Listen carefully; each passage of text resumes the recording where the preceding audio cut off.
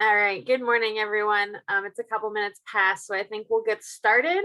Well, as people continue to join on, we have a couple moments of introductions here. So good morning, welcome everybody. Thanks for joining us on this lovely, well, hopefully lovely where you are Friday morning. My name is Christina McLaughlin. I'm the partnership coordinator for the Urban and Community Forestry Program at New York State DEC. If I think I saw a couple names that were on yesterday's webinar, so welcome again. And if this is your first time, welcome especially to one of our webinars. This is a New York State ReLeaf webinar. It's hosted by our New York City committee. And today's webinar is moving forward resiliency through COVID. We do have a couple of really amazing speakers today, and we'll be doing some breakout rooms to get all of you interacting and discussing together. So hopefully you're ready for that this morning. If you have issues or questions, go ahead and put them in that chat. Any one of us will be watching it and we'll get around to responding to you as soon as we can. So do make sure you're using the chat. That's also where we encourage you to put your questions. And we'll be doing a couple minutes for questions at the end of each presentation. So make sure you put questions in there and we'll grab the ones that we can.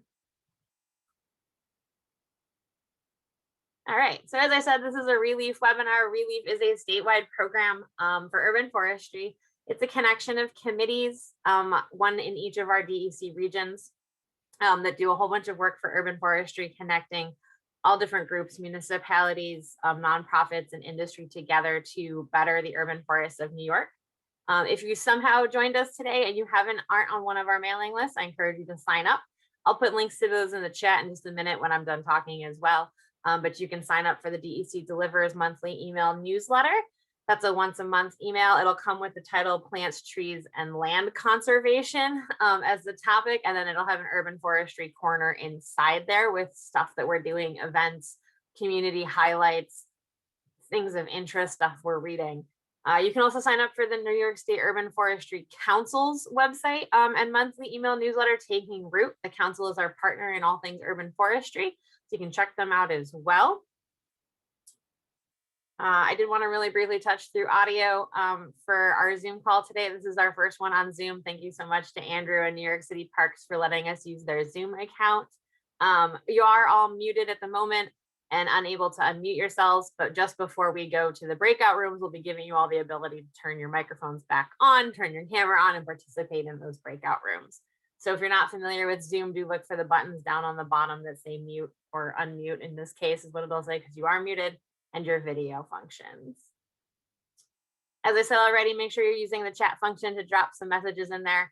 We've already been saying things like good morning and welcome. I'm going to put some links in there in a moment. So if you don't have chat up, you'll see it flashing that there's messages in there once I put those in there in a couple of minutes.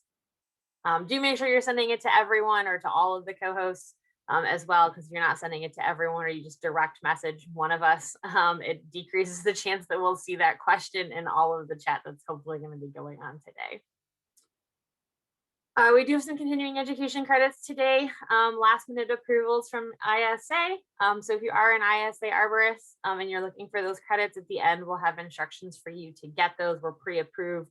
And then as is the case with most of our webinars, we'll just ask you to submit your info and then we'll submit it for you to ISA in the coming week. As I mentioned already, ReLeaf is one of our 9 regional committees. This is our New York City one, better known as Region 2 if you're within DEC. We have 9 of them on this map that are all broken up. So if you are listening today and you're not from the city or you're from just outside the city and you want to join your committee, I encourage you to do so. We do have one in every region, so don't feel like you are left out. If you have trouble finding your region, you can always reach out to me, Christina McLaughlin, and I will help get you connected to where you are. You may have also seen emails coming from Urban Forestry at dec.ny.gov, a more generic inbox, and you can always shoot an email there and we can get you connected with people in your area. Our co-chairs today are Andrew Newman from New York City Parks and Tim Wenskis, our forester for the city. So thank them for all of the work they've done putting this together and their amazing committee who's pulled together some really great speakers. I'm super excited that everyone's joining us on this lovely Friday morning. My last piece of this morning's introduction is just a little spiel for some of our other upcoming webinars. This is now the 3rd one for this month. We have 2 more coming up, one on next Tuesday for finding funding for your urban and community forest programs. That's going to include myself and a speaker from Alliance for Community Trees from the Arbor Day Foundation and the City Forester for Watertown, talking about ways to kind of bring partnerships together in order to find funding for your programs. Then we're also doing a forest health news updates for the Southern Adirondack region, so that's a little more focused on stuff that's they're dealing with in that area, but it'll still have information for everyone because most of our invasives cover the whole state. And then, of course, our big spiel right now, we just opened registration for our annual conference. The annual conference this year will be virtual. It's a one-day conference on July 23rd. There is a whole lineup of speakers for the day with lots of breaks in the middle. So there's a little bit of something for everyone on that conference this year. Our committee has put a ton of work initially planning an in-person last year and then switching over to virtual this year. So please take a moment to check that out. They're all on the activity page for our program, and I will drop that link in the chat in a minute too. We'll also send them in the follow-up thank you emails next week. So we do have the conference coming up. We have 2 more webinars. If you're looking for more credits, you're looking for more information, feel free to join us at any and all of these events. Excellent. I'm going to stop sharing and pass it on off to our first speaker of the day. Our first speaker is Sue Donoghue, the president for the Prospect Park Alliance and the Prospect Park administrator. Sue, we're really glad to have you. Thank you so much. And you can take it away. Great. Thank you, Christina, and good morning, all. I'm so happy to be here, and thank you for inviting me to join you. I want to thank Andrew Newman and Tim Wenskis. I'm pleased to be able to be here and talking about this really important topic, and I think something that we all are anxious to do, which is to move forward past COVID and consider how we can all enhance the resiliency of our open spaces post-COVID. What I'm going to do first is share my screen and just pull up my presentation here. Just bear with me one sec.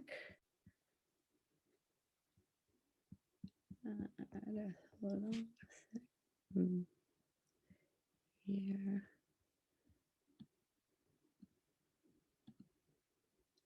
Okay.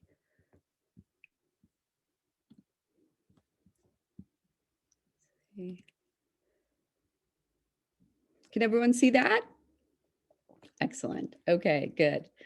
So what I want to talk about this morning is about how the Alliance is doing just that. Moving forward post-COVID, I want to talk about the impacts that we saw in the park, which were significant, the incredible park usage, how busy the park was, and also how we are working to address some of those impacts, both in the near term and more of our long-term work that we've been doing for years in Prospect Park to help to sustain and add to the resiliency of Prospect Park. But before I do that, I just want to provide just some quick background about Prospect Park and the Alliance for those who may not be so familiar. So Prospect Park is a 585-acre oasis in the heart of Brooklyn. It was designed by Frederick Law Olmsted and Calvert Vaux, and in its over 150-year history, it has gone through periods of incredible growth and also significant decline.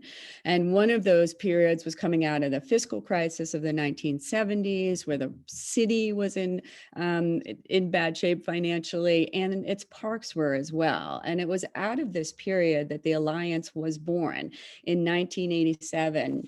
A group of very concerned community members and activists came together, knowing that the park could and should be so much more than it was at that time, and came together to support the park. And since 1987, we've worked hard to care for the park's natural areas, including over 30,000 trees, 250 acres of core woodlands, and a 60-acre lake.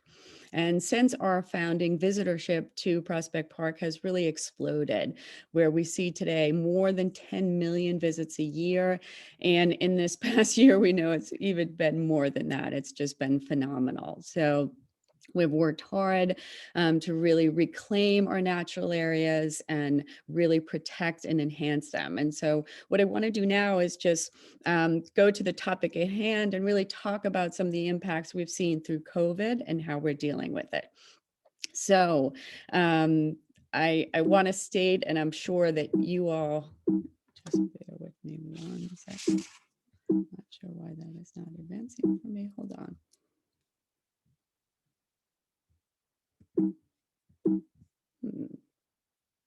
Ah, okay. As I'm sure it's not a surprise to anyone here, the park saw unbelievable usage during COVID.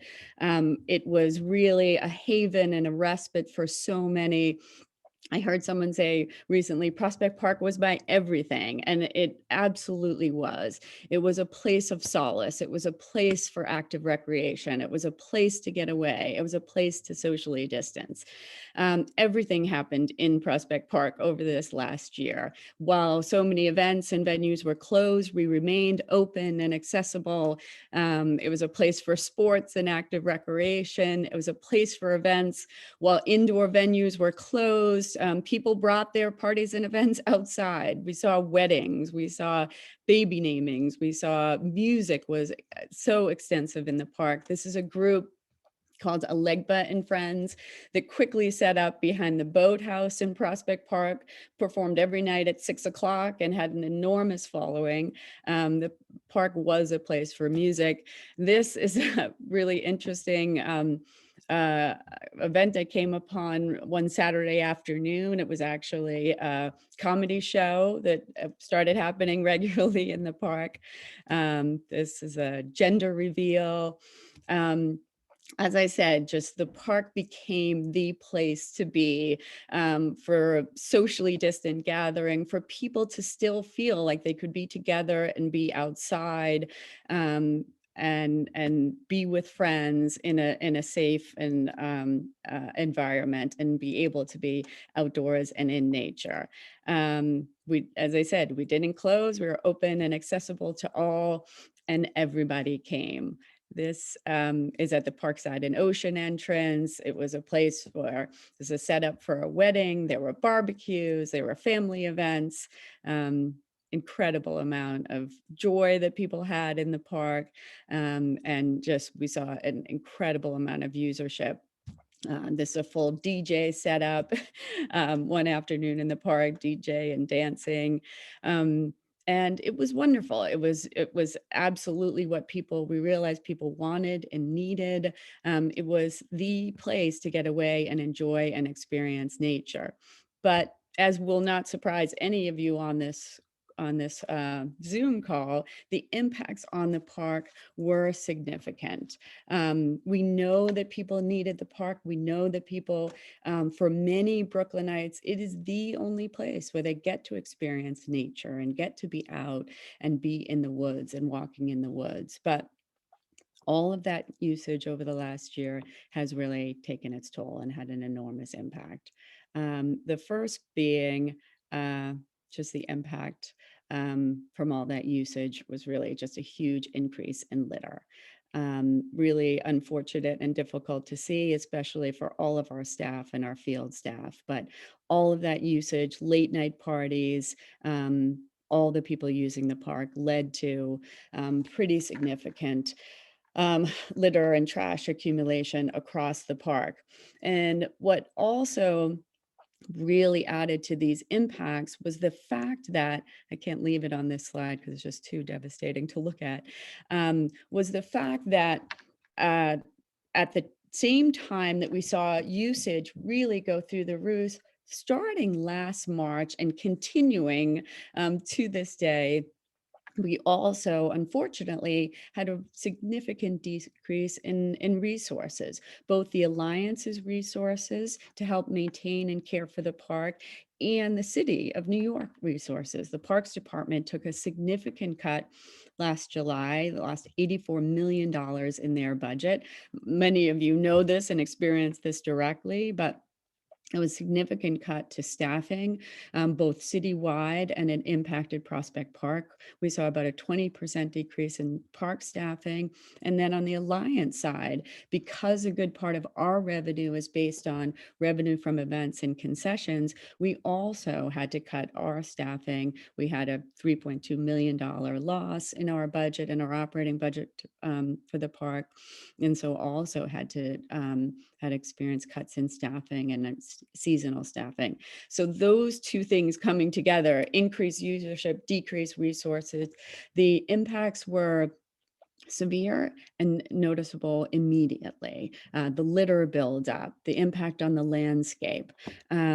What we saw across the board was, in an attempt to socially distance, people were not using park paths, they were going through the woods, they were hopping fences, and it led to some pretty significant degradation in our landscape. Another big thing that we saw, and some of the impacts you see in a picture like this, is the number of people out and both exploring the woods, but then also forest schools and pods of children using the park as an outdoor classroom. Throughout the park, you see these kind of accumulations of kids building teepees and things like that, that we know is really difficult on the landscape. The compacted soil you see in a picture like this, the difficulty in, trampling in our woodlands. The impacts have been significant. This is over in the ravine area where we have a set of stairs, but people, again, in an attempt to be spread out, create pathways where there weren't heretofore ones. Again, people just using the woodlands extensively, walking and in the woodlands. This is a gentleman who set up regularly over by the children's pool in the northeast corner of the park. And you saw this all over. Again, people taking a book and in an attempt to socially distance, finding their space to spread out, but often in areas that are fragile and that are areas we've spent a good deal of time working on and rebuilding the forest. But in an attempt to be apart, people were exploring those woodlands extensively. This is something we saw a great deal as well. Tarps that people would set up, hammocks in trees. So the impacts have been significant and have been really difficult, as I said, both for us, for all of our staff who work so hard for so many years to maintain the woodlands. The usage we know has been so important and has been such a respite for people, but it has taken its toll. And so some of the things that we're doing both in the near term and more on some of our longer term efforts. This spring, we're really focused on a new initiative that we're calling Renew Prospect Park. And it's really to both help people to think about that idea of rebirth and healing, and really helping to help the park that has been so sustaining for so many people. And it's an initiative focused on both building support for the park and for keeping it green, as we say in this initiative, but also to show people the benefit of both using the park and also giving back to the park. One bright spot, if I can say, from this, from the period with COVID is, and I know this is across parks across the city, but we have definitely seen a huge increase in awareness of the importance of parks and open space. And that's so good for all of us on this call, right? People really get it now in a way that they maybe haven't in the past. We've struggled for years with, building awareness of the importance of supporting your local park and supporting the Alliance, and why it's so important to understand and appreciate the partnership we have with the Parks Department. And in these last 14 months, people have really, really gotten it. They so appreciate what the park has meant to them during this period, and they have given back in a very significant way, either through financial support. We've seen a a significant increase in donations to Prospect Park through this period, both our existing donors and then brand new donors stepping up and saying, the park has meant everything to me. I want to give back. I want to support it. And so we've seen a really wonderful increase in both individual donors, our foundations, our longstanding foundations coming in and giving us COVID relief grants, saying, we understand the importance of your work. We know how much the park is being used. We want to support it.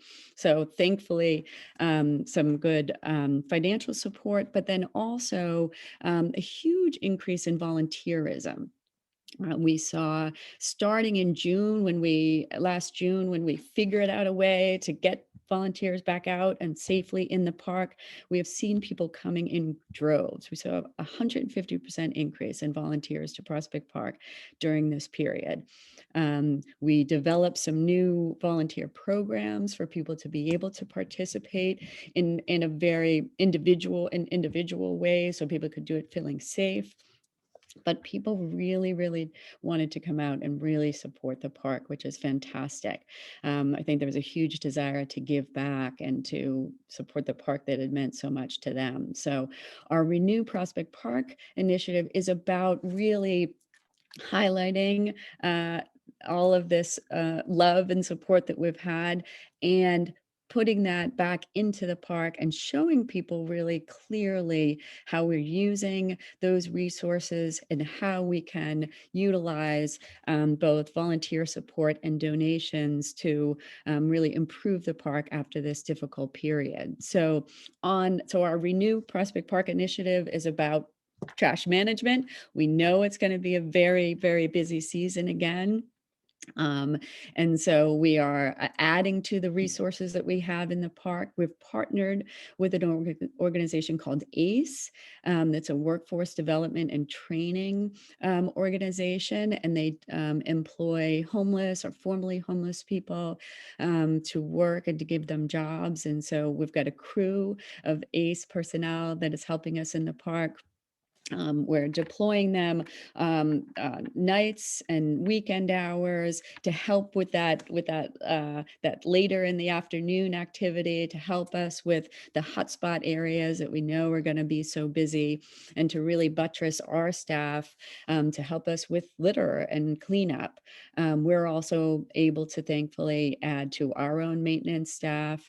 And then we're also deploying larger trash receptacles in the park. The bottom right visual here is we've put larger containers throughout the park that we've put marketing and promotion on to get people to be park champions and to get people to think about helping us to clean up the park, and really looking to push a carry in, carry out campaign, getting people to think about taking out what they bring in and helping to support us in trash management and the care of the park. So it's about both really being better prepared this summer and harnessing the resources that we have, and then also making some very specific improvements across the park, whether it be to drainage, to upgrading our picnic tables and our picnic areas. We know that, again, these areas are going to be so busy and that the public is going to really be looking to continue to have outdoor space. So we want to do what we can to continue to make those improvements and to have it be really visible to the public. This Renew campaign is about marketing and promoting this so that people see the benefit of participating and helping and supporting the park, and also getting out and volunteering. As I said, we've been really, really fortunate in that we've seen an incredible desire from people to be out and supporting the park, and we want to help to illuminate and encourage that. So we developed in June of last year these what we call It's My Park Mondays. Mondays are typically a very difficult time in parks with a lot of trash, and so we have volunteer stations at entrances across the park, and opportunities for the public to just come out and help. And in addition to that, we developed these green and go kits, which is essentially a trash grabber and trash bags. And people can come out and just grab a green and go kit and go out in the park, be very independent, and not be around people if they don't want to, but but a way to participate and to help. And we've found both of these to be really, really successful, and a huge amount of interest from the public. People bring their families, they bring kids. It's been a great thing to see. We'll see in the park now, just on a day that we don't even have a volunteer event, people just out on their own and helping and picking up.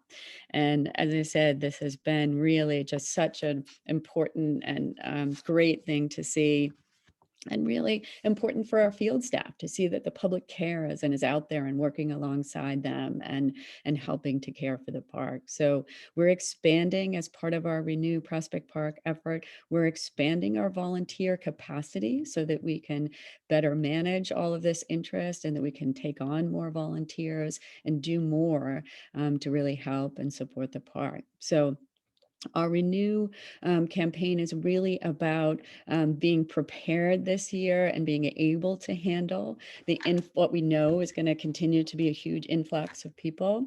It's about putting resources that we've been fortunate to be able to increase during this time because of people's awareness and support for parks, and then also being able to really utilize the interest from the public and from our community members to help us to maintain the park. So it's really a full-scale effort to both build awareness and be able to build on the interest people have in their park, and also to really help us be visible and in our care and maintenance of the park. So that is this spring and summer. That the Renew campaign is going to be in full swing. And then moving forward, it's really a continuation of the good work we've done over so many years.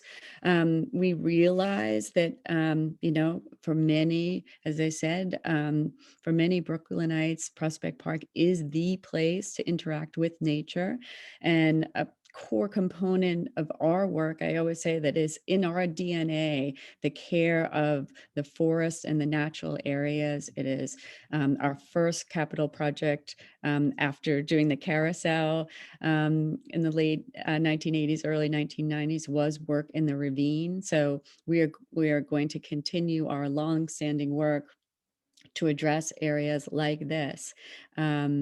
And to care for our natural areas.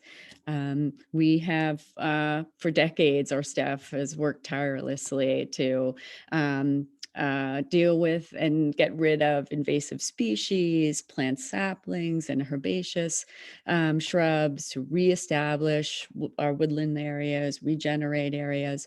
So these next few slides are focused on that effort and the incredible work that has been done to help to add to that and build that, both the core woodlands and the woodland areas throughout the park, and continue to enhance them.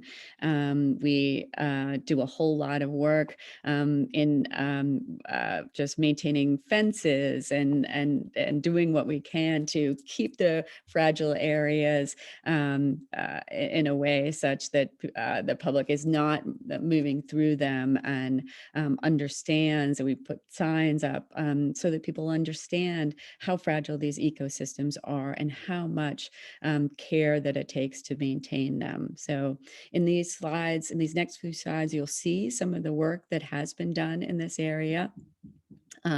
This is an area just adjacent to the picnic house. It's one of our longer restoration efforts. It's been really successful. It used to be an area that there was a lot of desire lines, a lot of people passing through, and we have fenced it off, and we've really allowed the area to regenerate.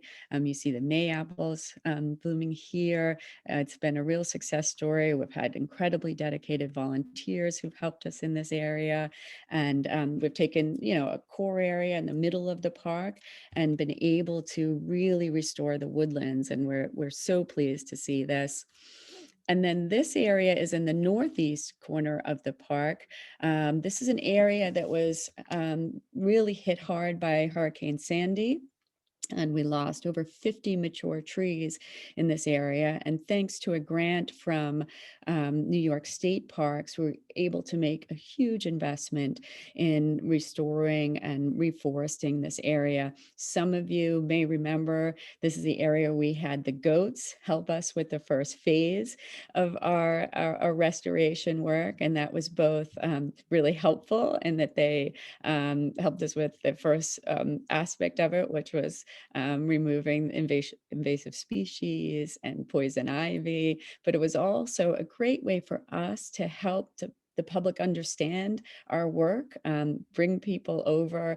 It was, I think, amazing for people to see goats working in a park, in a public park. And so they'd come over with kids and children and stand at the fences and watch the goats at work. And we were able to have signage and information to help the public know what we were doing and help to illuminate the work. And we've now taken the fences down in this area.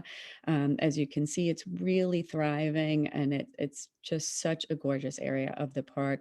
This is an area too that we have had an incredibly dedicated group of volunteers who've dedicated themselves really to this corner and coming out and helping us under the leadership of Mary Kiba in our landscape management group. It's really just been an enormous effort, an enormous rebirth. It's so exciting to see.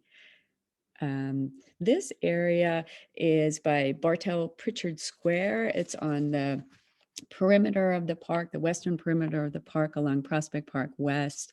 And this is an area where our ecological work has had impacts that even we didn't anticipate. And it's that in this area, we've been able to see a natural regeneration of oak trees, which has been just amazing in this spot.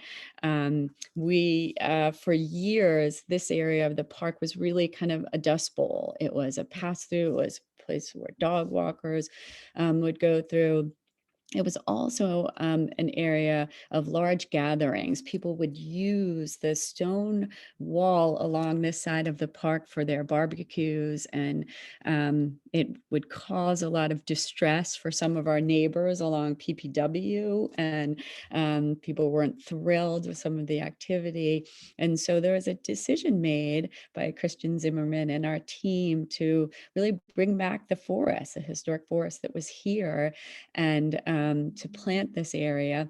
I think of it sometimes in like defensive planting. I mean, we segmented this area off and planted whole lot of native species such as birches, native grasses, shrubs, and sweet gums, but they did not plant oak seeds here. But nonetheless, the area is now home to a natural regeneration of oaks just by fencing it off.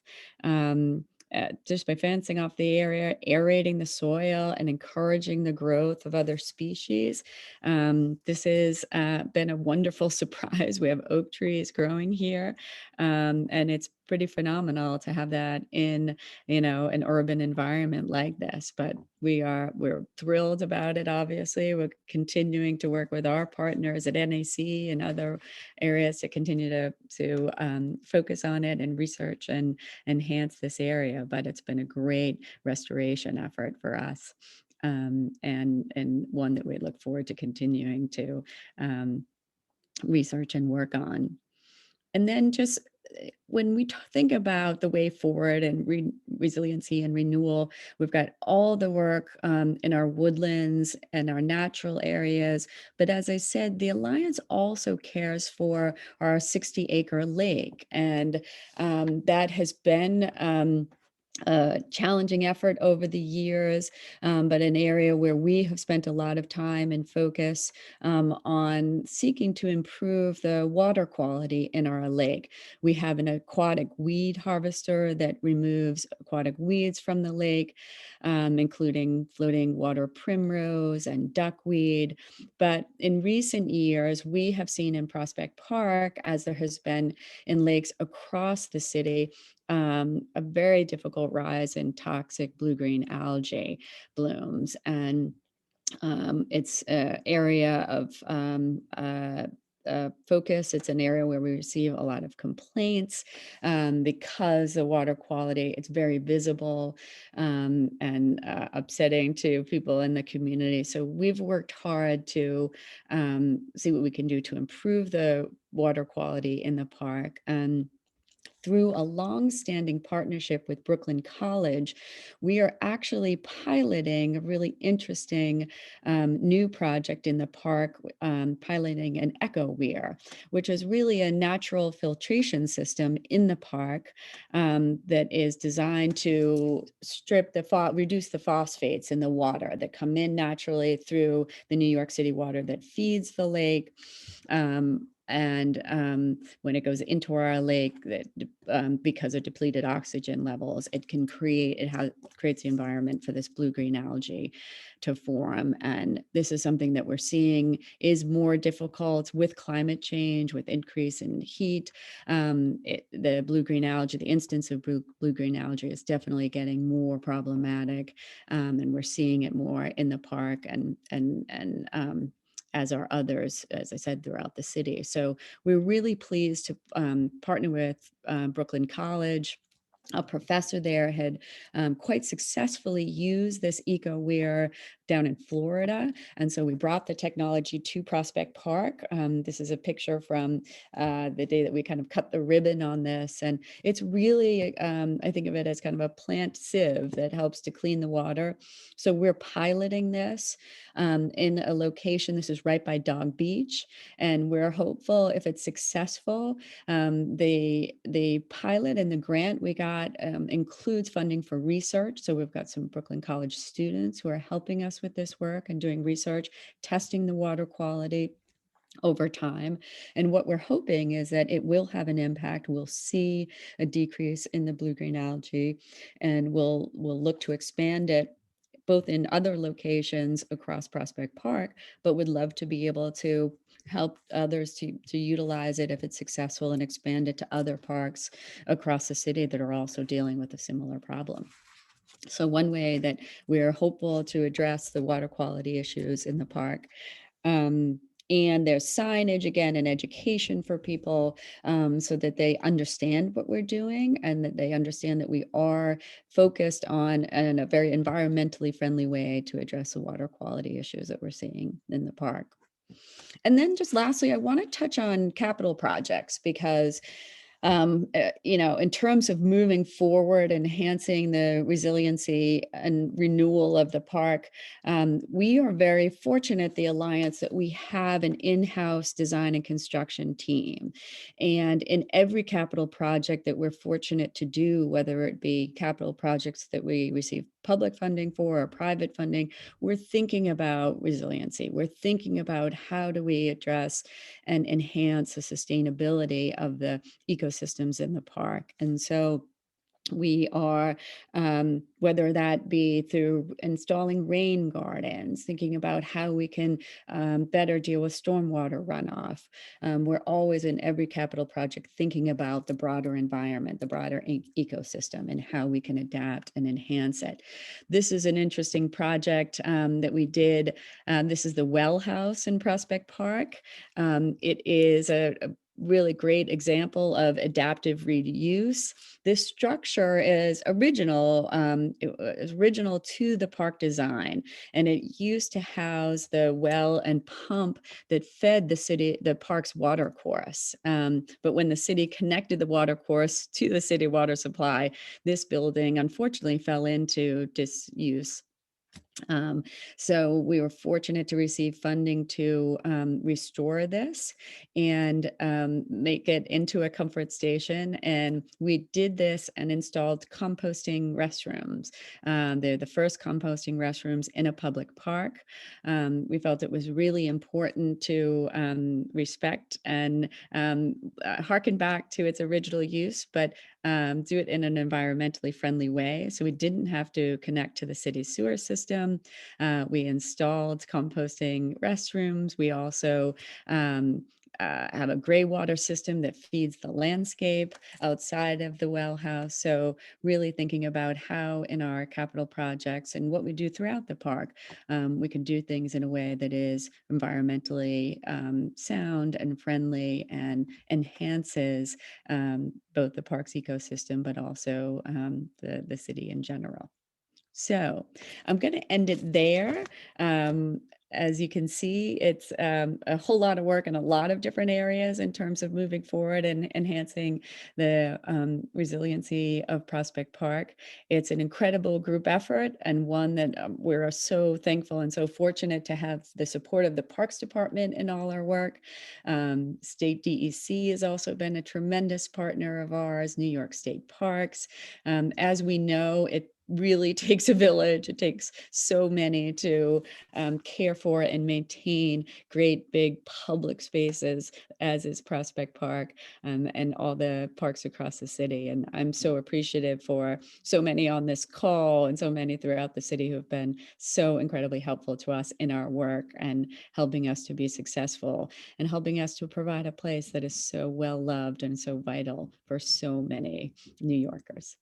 So with that, I'm going to stop. I'm going to stop sharing my screen, and I'm happy to take any questions that people might have. Great. Thanks so much for that awesome presentation kicking us off, Sue. We really appreciate it. It's really nice to hear how Prospect Park is doing with the turning this immense interest into outdoor spaces into something, you know, we can use in positive, because it's not every day that you suddenly have this opportunity that people are aware of how important it is. Exactly the message we've been saying for decades. So we do have one question that came in from Andrew. He wanted to know if you've seen an increase in correspondence from the public during the pandemic, and how did this increase in demand? It's such a good question, Andrew, and it figures that you're asking that because I know you've dealt a lot with a lot of correspondence over the years. So it's interesting. We've actually seen more correspondence in the last 3 to 4 months than we did in the same period last year. You would have thought that our correspondence and complaints would have gone through the roof with the trash situation that we're experiencing. But I think there was an equal understanding and appreciation for just the constraints that we were under, that the city was under.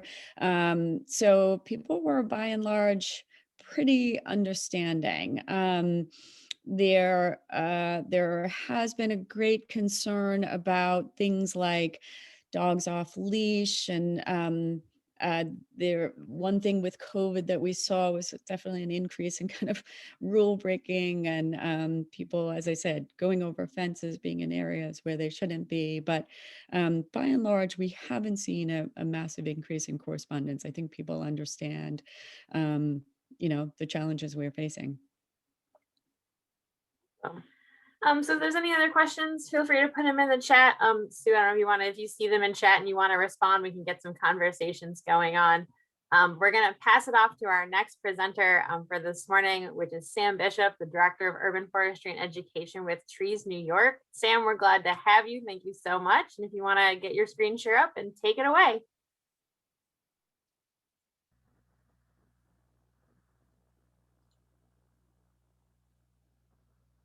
Good morning, everyone. Thank you for joining all of us today. And I'll be talking about moving forward resiliency through COVID-19 as it relates to I think it's fair to say, small nonprofit volunteer-driven organization.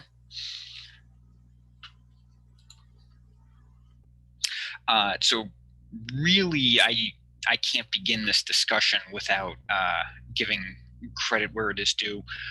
First and foremost to Nelson Villarrubia, our executive director, who really sort of steered the ship through all the things that we had to deal with, and also our board of directors with Margaret Murphy as president and Julie Ransom Bradford as the chair, for being adaptive and flexible and working really well with the staff and supporting the staff. all of our project partners in all their capacities as funders, as people we work with, as groups that share common interests with us, and of course our volunteers and supporters who all throughout the COVID situation have been just such an inspiration for all of us, and very clearly love the outside and want to get back out there however they can. So the crisis has actually caused some good things to happen to us in the response.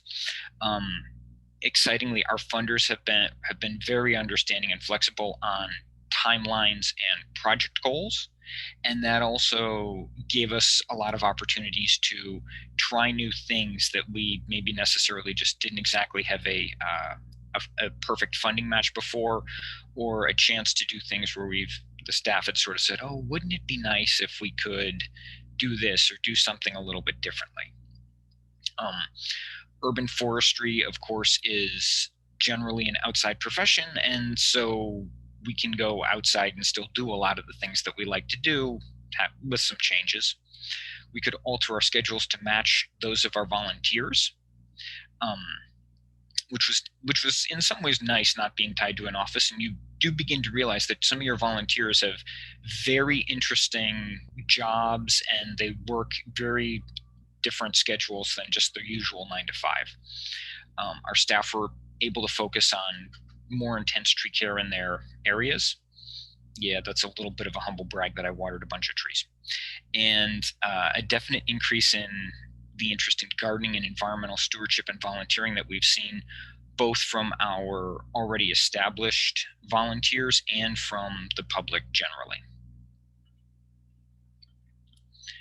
So we got a little bit lucky in the way that we started out with the pandemic.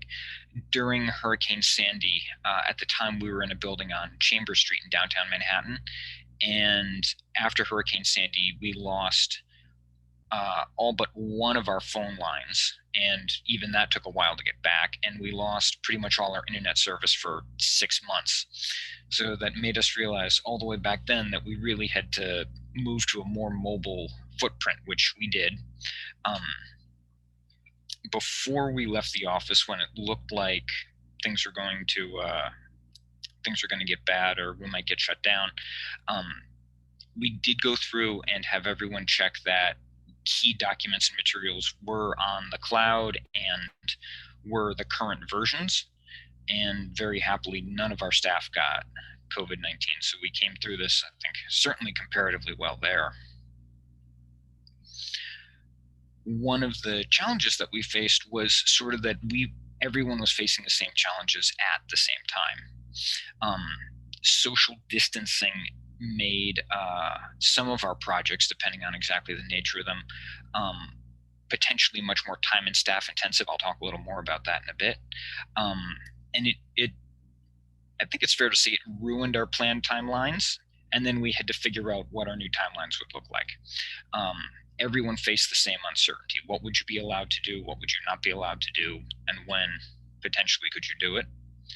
And everyone, including other organizations and government, had all these problems at the same time, which can slow down projects in terms of things like if you need permits or getting the final part of funding or approval for something done. And of course, urban forestry needs volunteers. One of the things that I kind of said when we were beginning to deal with the how to reopen and exactly what that would look like is that for a lot of environmental organizations, we're not an environmental organization or environmental sort of contract force that uses volunteers. We're a volunteer organization that happens to do environmental work. And that was kind of a challenge. So it meant that we had to do a lot of things in smaller groups. So some projects took more time. It changed the nature of some.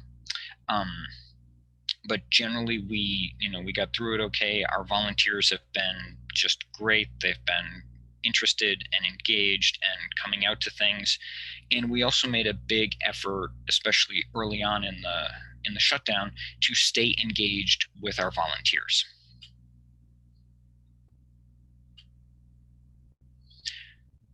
So some of the operational challenges we faced, the major one was with our Citizen Pruner program, which, if people are not familiar with it, is a program that trains volunteer New Yorkers to care for and prune New York City street trees, specifically younger ones within certain limited guidelines. And the course is normally a total of 12 hours with 8 in the classroom and 4 in the field. So the classroom hours were relatively easy to replace with Zoom. The field hours were a challenge.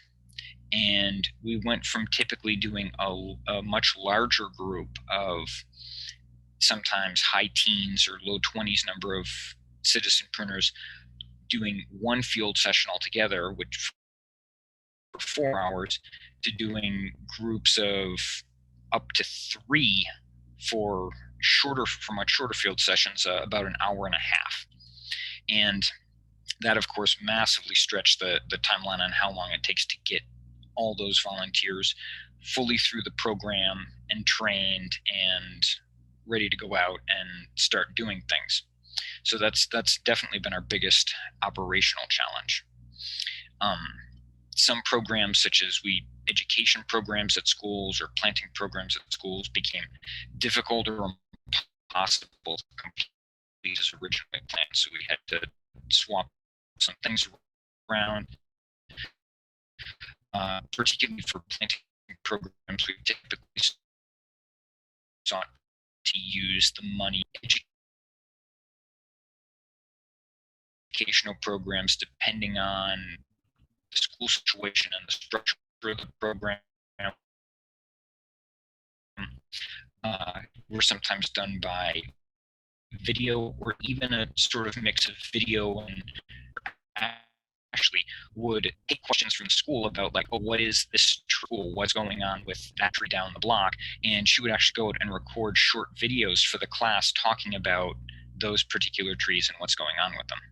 And unfortunately, it turned out that our staff, we have a small staff, but we were all relatively low priority. At one point, I was teaching one of the citizen pruner outings, and everybody in the course had completed their complete schedule of vaccines except me. And I was like, oh, darn. Well, no, you still can't take your masks off.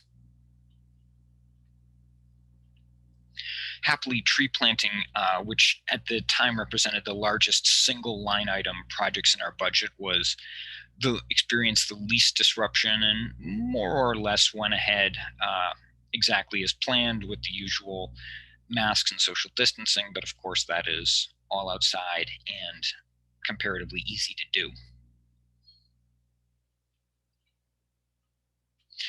So in terms of some of the other things that we did, I'd already mentioned a little bit that we switched some of our education programs to video. And in particular, we found that narrated PowerPoint slideshows are comparatively easy to do. The editing is quick, and it works pretty well for what we needed it to. Those videos now exist as a discrete resource for some of the teachers who we were working with at the time of the shutdown, and they have reused them with later classes because they liked them so much, and we tended to try to fit them to the teacher's exact requests and requirements in terms of time and length and subjects covered. And the funders had also worked with us for programs that could not be completed. In one case, we switched some money from sort of a general stewardship thing to a fall bulb giveaway, which was a first for us and very popular with our citizen pruners. So that's some of the bulbs that we gave away from a citizen pruner's tree bed that she was kind enough to send me a picture of on the right image there. In the center is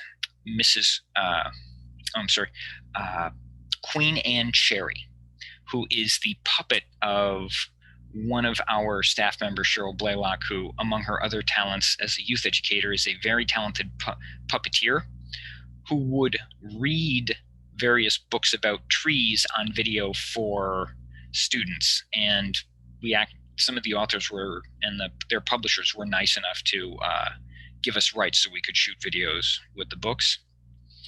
And then on the left, one of our other operational accomplishments is that in a lot of cases, we got to go back to, with some of this new funding that we could use for things, projects where we'd worked with people in the past and do follow-up that we often don't get a chance to do.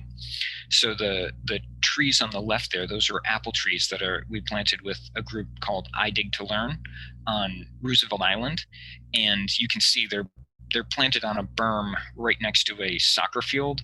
So they got hit by stray balls and misaligned every which way. And I was actually able to go out and work with a few volunteers from I Dig to Learn. And we did a little digging and we'll admit it, a little bit of root cutting, but we got the trees standing upright again. And they have gotten apples off the trees, I am very happy to say. And those trees are 5 years old, I think, at this point.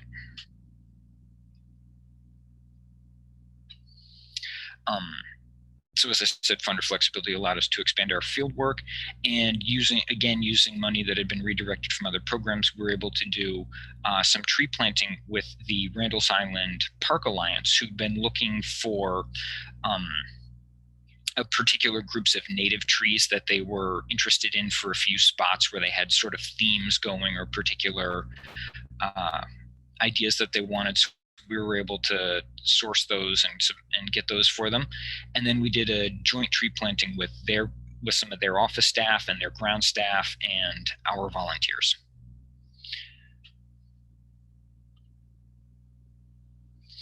So we did have the same administrative challenges that everybody else did, and of course, uncertainty was the worst of it.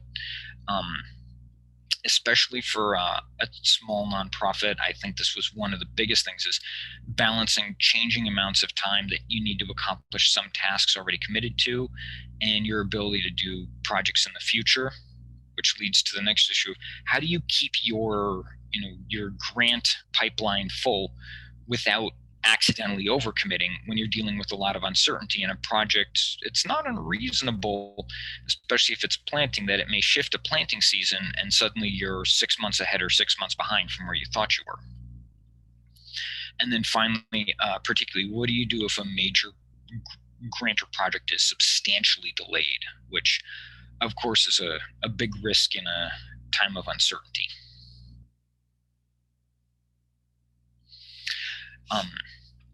So programs that had the most volunteer intense activities had the most uncertainty, just because of changing regulations around COVID and social distancing, and also volunteers' levels of comfort with risks, which of course we had to deal with too. And I spoke with some volunteers about that.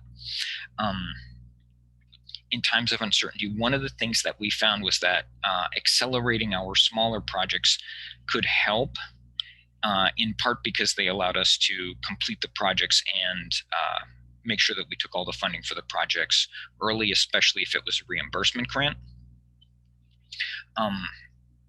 Our board of directors and our executive director began bi-weekly meetings, and I'll talk a little bit more about this right after the shutdown, to make sure that we were in a good financial and operational position. Our plantings went surprisingly well and smoothly, which was great. And we had two larger planting projects, one from the New York State Energy Research and Development Authority, and one from the New York State Department of Environmental Conservation, that overlapped by one planting season. So we were finishing one as we were starting another, and that was a big help for us too. The COVID Finance Committee, which I mentioned, I don't know how many other nonprofit people there are on the call, but it worked really well for us, and it might be something to consider in situations like this in the future. I hope we don't have any, but you never know. the executive director and select committee of the board met bi-weekly for the first 6 months and then monthly with a focus. First, I know I wrote programs and finance on the slide, but really it's the other way around. It's finance and the programs that make the finance happen. They focused on cash on hand and getting the PPP done, which if anyone else applied for that was not necessarily a lot of fun. A big focus on income producing programs and also individual fundraising. They reviewed every expense item. We account on a cash basis, and we also have an internal expense tracking program that we've been using for a while, which was a big advantage because in a time where you're suddenly worried about your finances, it allowed us to know exactly where we stood and to have a very good understanding of our fixed costs going forward, so we didn't have to panic and we didn't have to cut anything unnecessarily. And we could say, wait, we have a few months lead time before this really becomes a financial drain. Let's see, do we need to cut this or not? And that level of intensity, meeting bi-weekly, also gave the board a better understanding of the real nitty-gritty details of our programs and operations. So I'm just thinking forward from, where do we go from here in terms of future considerations? Of course, the recovery is unequal and uneven across the country and across society, and that is going to create new needs that have the potential to draw all the funding sources out there away from urban forestry. Happily, it seems so far like at least the federal government has been willing to step in with a lot of money for basically everything, but it's something we have to think about going forward. If you are in the position, there are, of course, a lot of people potentially looking for work, or in some cases looking to change jobs. And I've talked to some people who've said, you know what, COVID's just rearranged the whole world, and I've been doing whatever I've been doing for 15, 20 years, and I really want to get into something environmental or something for urban forestry related, what have you. And there's an opportunity there for a lot of interesting talent to build your organization. And I feel like I'm just cheating and I'm just reading off Sue Donoghue's slide here, but COVID-19 highlighted the need for the urban forestry, our parks, and our green spaces while increasing the public interest in both. And what new services will these new users need and want from our urban forests, and what challenges will that create for them? And how do we meet all of those? And how much time do we have to meet them in terms of making sure that we're able to meet those challenges before they become more serious and damaging issues? One of the things that we've seen is with streeteries, there is a tendency to build enthusiastically and aggressively around street trees, and we've gotten more than a few people writing us about that. And finally, I just want to say thank you to everyone for joining us today, and thank you to all the members of ReLeaf for hosting the call.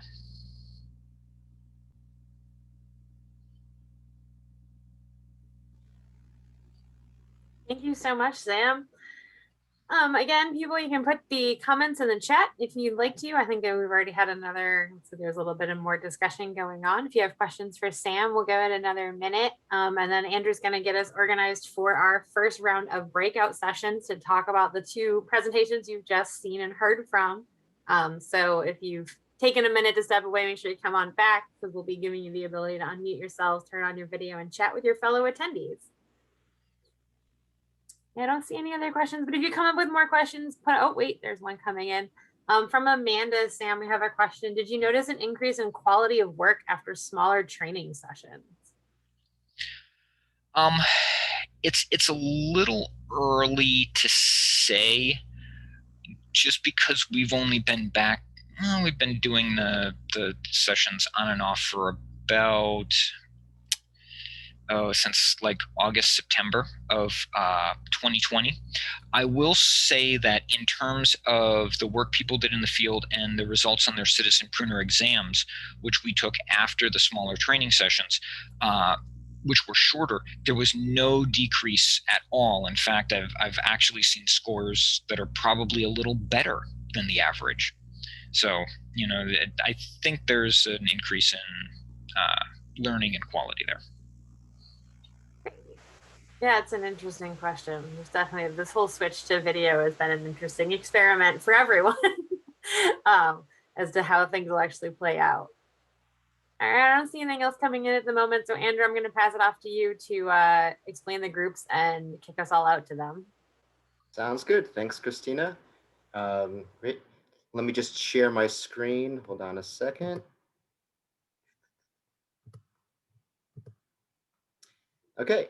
So in the past, we've had a lot of interest in networking and people coming together to talk, based on the conversation spurred by our ReLeaf presentations. In the past, we usually have a catered lunch for our workshops that gives people, an opportunity to just talk amongst themselves and to discuss what the presentations they just saw.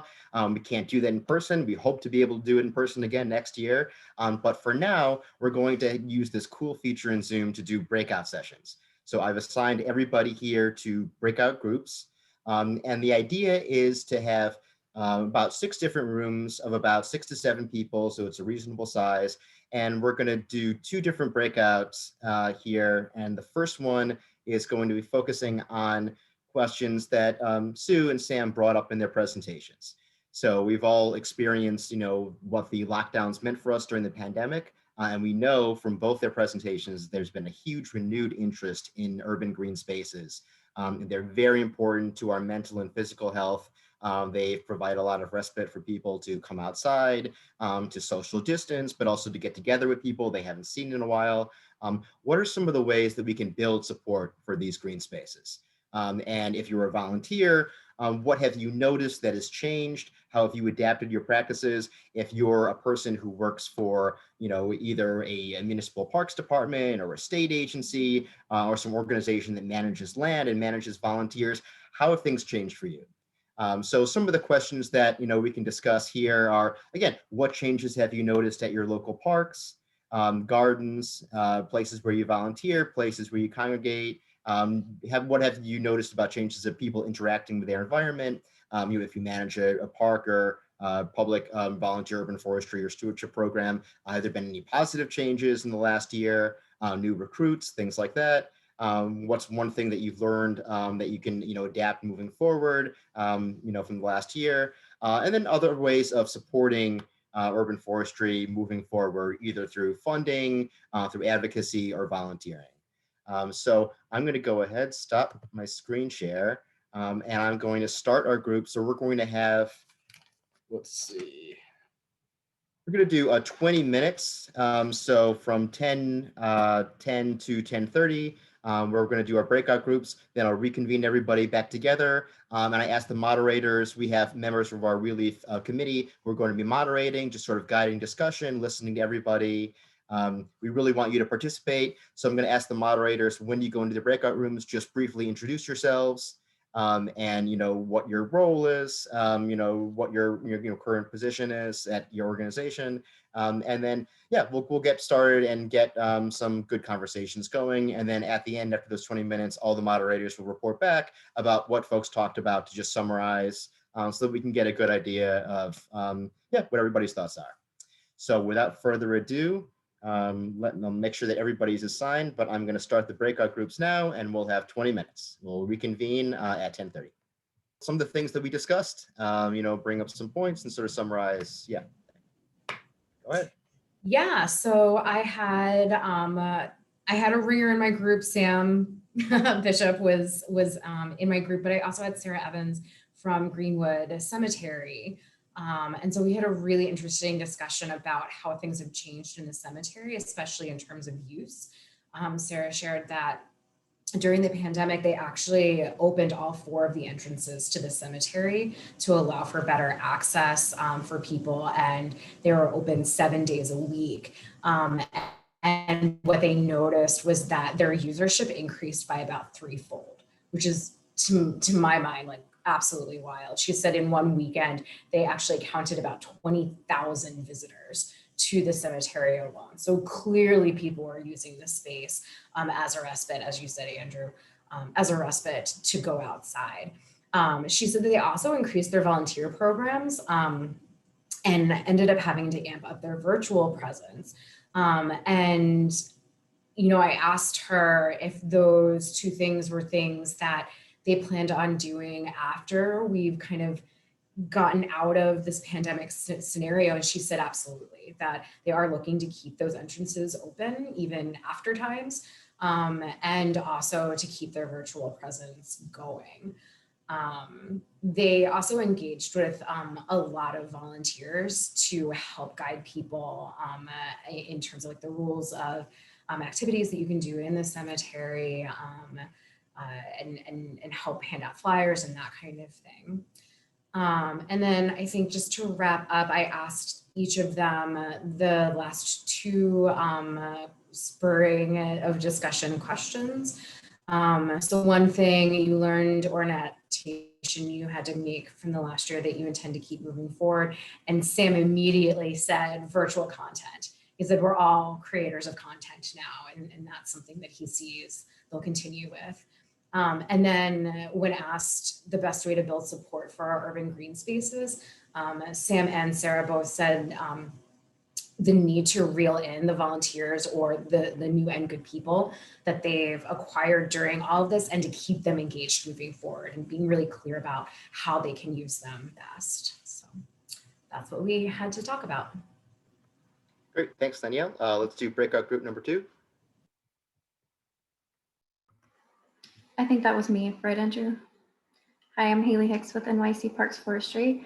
The first topic we discussed were some of our favorite green spaces during the pandemic in the city, which included Prospect Park, Cloisters, Alley Pond Park, and Forest Park. Second, we discussed challenges / opportunities during the pandemic.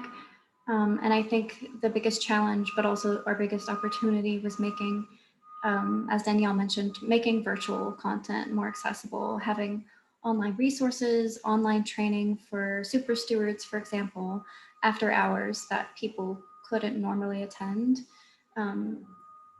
offering virtual tours of parks that people couldn't normally travel to. And we all agreed that it's important that we continue to make those things more accessible moving forward. Another challenge and opportunity was supervising staff and remembering that we're all people first, and that focusing on caring for ourselves so that we can provide better service for our community is very important.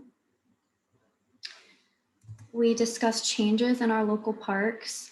We all agreed that there was more heavy foot traffic than usual, and that people have been just more friendly and engaging instead of just, you know, walking by each other and ignoring one another. I think we've all spent so much time social distancing, but we're realizing that we're all in it together. And I think we've just noticed people are more friendly and engaging in parks. And then lastly, for building support for green space, the best ways to build support are, you know, obviously funding political advocacy and stewardship. All of those are important, but I think the key thing is that that all comes from the community level up, from the grassroots level up. One example we discussed was the Lower East Side in Manhattan. Community has really been stepping up over the past year. You know, we've faced challenges in NYC parks, but that community has said, just bring your tools and bring your support, and we'll provide the volunteers and we'll do the work. So that has been really amazing to see over the past year. And lastly, someone mentioned in providing grants, it's really important that we require participation from the community. Successful urban forestry does not happen in a vacuum. So not just NYC Parks or another organization, it takes really a village to raise and care for trees. So having the community involved is kind of the silver lining in all of this. And it's the most successful programs we see have high involvement from the community. Great, thanks, Aaron. Yep. Group number 3, Raymond. Hi, so I'm Raymond. I'm from New York City region of state parks. In my group, I had Katie from Prospect Park and Sophia from New York City Parks Forestry Street Plantings. and Anthony from Con Edison. So our group more focused on how funding was reallocated over the past year. Katie mentioning that a lot of the funding went more into restoration work in the process. And then there was also an issue with contracting turnarounds due to budgeting issues over the past year. But the conversation transferred into talking more about like outdoor dining with street trees, because a lot of people didn't realize that, especially me, we didn't realize that outdoor dining resulted in issues with pruning and taking care of the urban street trees, or even not being able to plant any because someone put up a tent structure where they were going to put in a tree. So discussion turned towards raising awareness of these things, including maybe reaching out to local restaurants and organization areas, and maybe having smaller groups of volunteers throughout the city helping out with that. And yeah, that was our discussion. Thanks a lot, Raymond. Group 4, Andrew. Hello, I'm Andrew, also from New York State Parks. So in my group, we kind of covered a lot of different topics. To start off with, what we noticed changing, there was a lot of obviously increased use, which I think we all kind of know, but a lot more organized groups, and then attempts to use some of these organized groups to like increase funding for different projects and things like that in the park. When talking about just things we've noticed that have changed is a lot more appreciation for street trees, specifically ones like near where people live. With them spending more time at home, people have noticed more things about the trees around them and using these less concentrated green spaces like parks, and more looking at the green, small bits of green trees and stuff like that around where they live. And then finally, the last big thing we probably really talked about is, or there's two more things, is outside organizations that aren't necessarily based in this area kind of reaching out to help. So we had a few members talking about how the Appalachian Mountain Club has recently reached out and looking at interest of how they can help trees not only around their trails, but in more big in the communities that are kind of near the Appalachian Mountains in the trail. And then finally, when we were talking about the best way to build support for the green spaces, a lot of the bills that are coming up in New York State legislation, such as the Restore Mother Nature Bond Act, along with the Climate Act, and how those can be used to get funding to our groups, and how specifically like the Climate Act can help incorporate green and urban forestry into creating green jobs and help boost urban forestry in general. Great, thanks a lot, Raymond. Zaria, Group 4. Yeah, so for me, most of my members were from New York City Parks, and they worked in like the forestry like permitting department. I'm so sorry if not all of you worked in that, and I kind of just like generalized all of you, but for the most part, they all worked in forestry. And they were talking about how New York City Parks employees had scheduled events for volunteering, and how there were like employee-specific volunteering opportunities that employees could do. And it did seem like initially people were like very cautious about doing them, and there weren't a lot of just like public volunteering going on in New York City Parks. Another person also said that before there was like a statewide sort of like composting project that was happening that closed down when COVID happened, and then they started composting at a local garden that was like more private owned. So it kind of forced them to go find a community in doing something they were already doing at work, which ended up turning into like a family in a sense, when we're talking about how you adapted to COVID. I also just was talking about myself like I always do. And I was talking about how at our parks, because I'm at Shirley Chisholm State Park right now, and with stewardship, we have like way more people wanting to come in and do parks cleanups. We have like an influx of Girl Scouts groups that like want to come in and like do different sort of programs with us to help our parks like kind of stay clean. As well, on the contrary, that we do have issue with like now using Eventbrite and the way that we like market our programs as an environmental educator. A lot of people like aren't showing up to programs as they would before. Prior to COVID, where we would have like 60 people come for like a guided hike. And now it's like you would have like 5 people show up to a guided hike, and sometimes like no one showing up, even if a bunch of people like signed up for the event. I'm kind of all over the place, but essentially COVID was really tough like on our parts. And then also just the idea of a bunch of people being in like one park and a bunch of parks closing, and how congested they were, and if people preferred for parks to be closed those first few months of COVID, or like having them open. And most people were saying that they liked having the parks closed those first few months when things first went down. And then I like suggested like maybe so many people were in like places like Prospect Park because like so many other parks were closed. And so people started to like congregate in these other spaces. And what would have happened if like everything was opened and like there weren't so many people in like one space. But that was pretty much our group. So. Great, thanks, Lazaria. And La Sophia, last group. Hi, so we had a group of people from across the state, some close, some in the northern part. So Amanda Crudy is in the Syracuse area, and she noticed what most of us noticed, which is, you know, things were slowing down, grants slowed down, and everything was put to a halt. And then people had, you know, there's an increase in usage and a decrease in staff, like Susan Donoghue spoke of. And it did lead people to volunteer. We're hoping that it leads people to volunteer more to make up for those losses. We also discussed like an increase in biohazard waste, and because of a decrease in reusable products such as cups, you know, to-go water bottles and bags and things like that, it actually created even more trash. You know, if you go to a store, they might be uncomfortable touching your bag or touching your water bottle to fill it up. So that led to a lot more waste.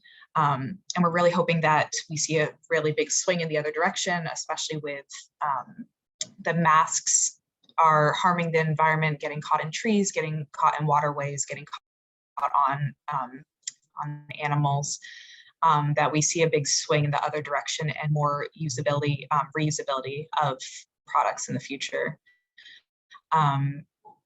Amanda also used to work for with Onondaga Earth Corps, and so there was a lot of things got put on hold, but they were able to hold smaller community programs and do them with families, which I thought was like a really great opportunity. So instead of having a bunch of volunteers from a bunch of different places come together, they were able to do, you know, a family volunteer day, including extended family. And Marilyn, who works with the Van Cortlandt Forest Restoration Crew, said that they had a better quality one-on-one volunteerism because they had to adhere to those social distancing rules and have smaller groups in smaller settings, or smaller groups in larger settings. So it just, it led to much better quality with those groups. So we only got to 2 questions, but yeah. Thanks. Thank you all so much for participating in our breakout sessions. We're going to take a little break right now and have everyone back at 10:55 Eastern Standard Time, so a little less than 10 minutes of a break, to join us for our last speaker, and then another breakout session before we end for the day. So feel free to take a little break, go get some coffee, stand up, stretch, and be back at 10:55.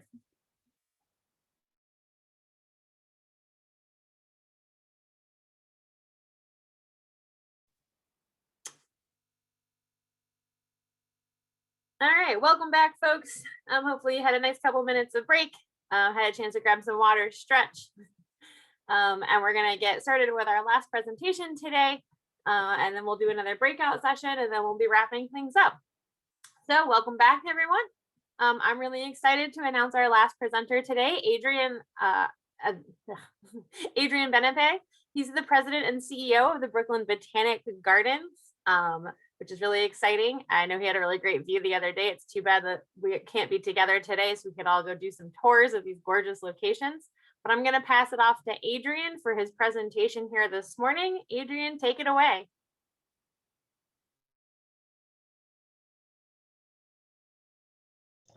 First thing, can you hear me? Great. Yep. Okay, so I'm muted. You can see my video. Let me attempt to share my screen. See, can you see that yet? Not yet. Okay, I gotta find the screen share. Should be down on the bottom. Yeah, no, it's blocked. All right, there we go. I'll share screen. That's what I want. I'll share that. Now you should be able to see that. Yep, we can see it. And it'll go from me. All right. Are we there? Because you should be able to see my opening slide at full screen, right? Yep, we can see it. Okay, good. Well, hi, everybody. It's so good to be with you on this beautiful day. I only feel bad about one thing, which is I'm keeping you indoors. You really should be outdoors. But this will be quick and hopefully painless, hopefully interesting. It's good to see a lot of old friends. I shouldn't say old friends, friends of longstanding. But I see a lot of familiar names there, which is great. And thank you for joining us on this beautiful day. The only thing I will say is immediately upon the conclusion, I urge you to come visit Brooklyn Botanic Garden. Because if you look behind Andrew Newman, you see all those bluebells. And those bluebells are in full bloom right now. So if you wait too long, you can come this weekend, they'll still be in full bloom, but it's like magical Middle Earth right now in the bluebell wood. And also the tree peonies are just nearing the end, but they're still quite lush. So if you want to see some gorgeous tree peonies and this 45,000, I think it's probably more like 60,000 at this point, Spanish bluebells in full bloom with an intoxicating perfume. Come right away to Brooklyn Botanic Garden. And if you can't afford to pay, I think it's 20% of our tickets in every time period are free. So that's an option. Anyway, let's get going. I don't need to, this is my stating the obvious slide. Parks and Parks Public Gardens faced really immense challenges during the pandemic.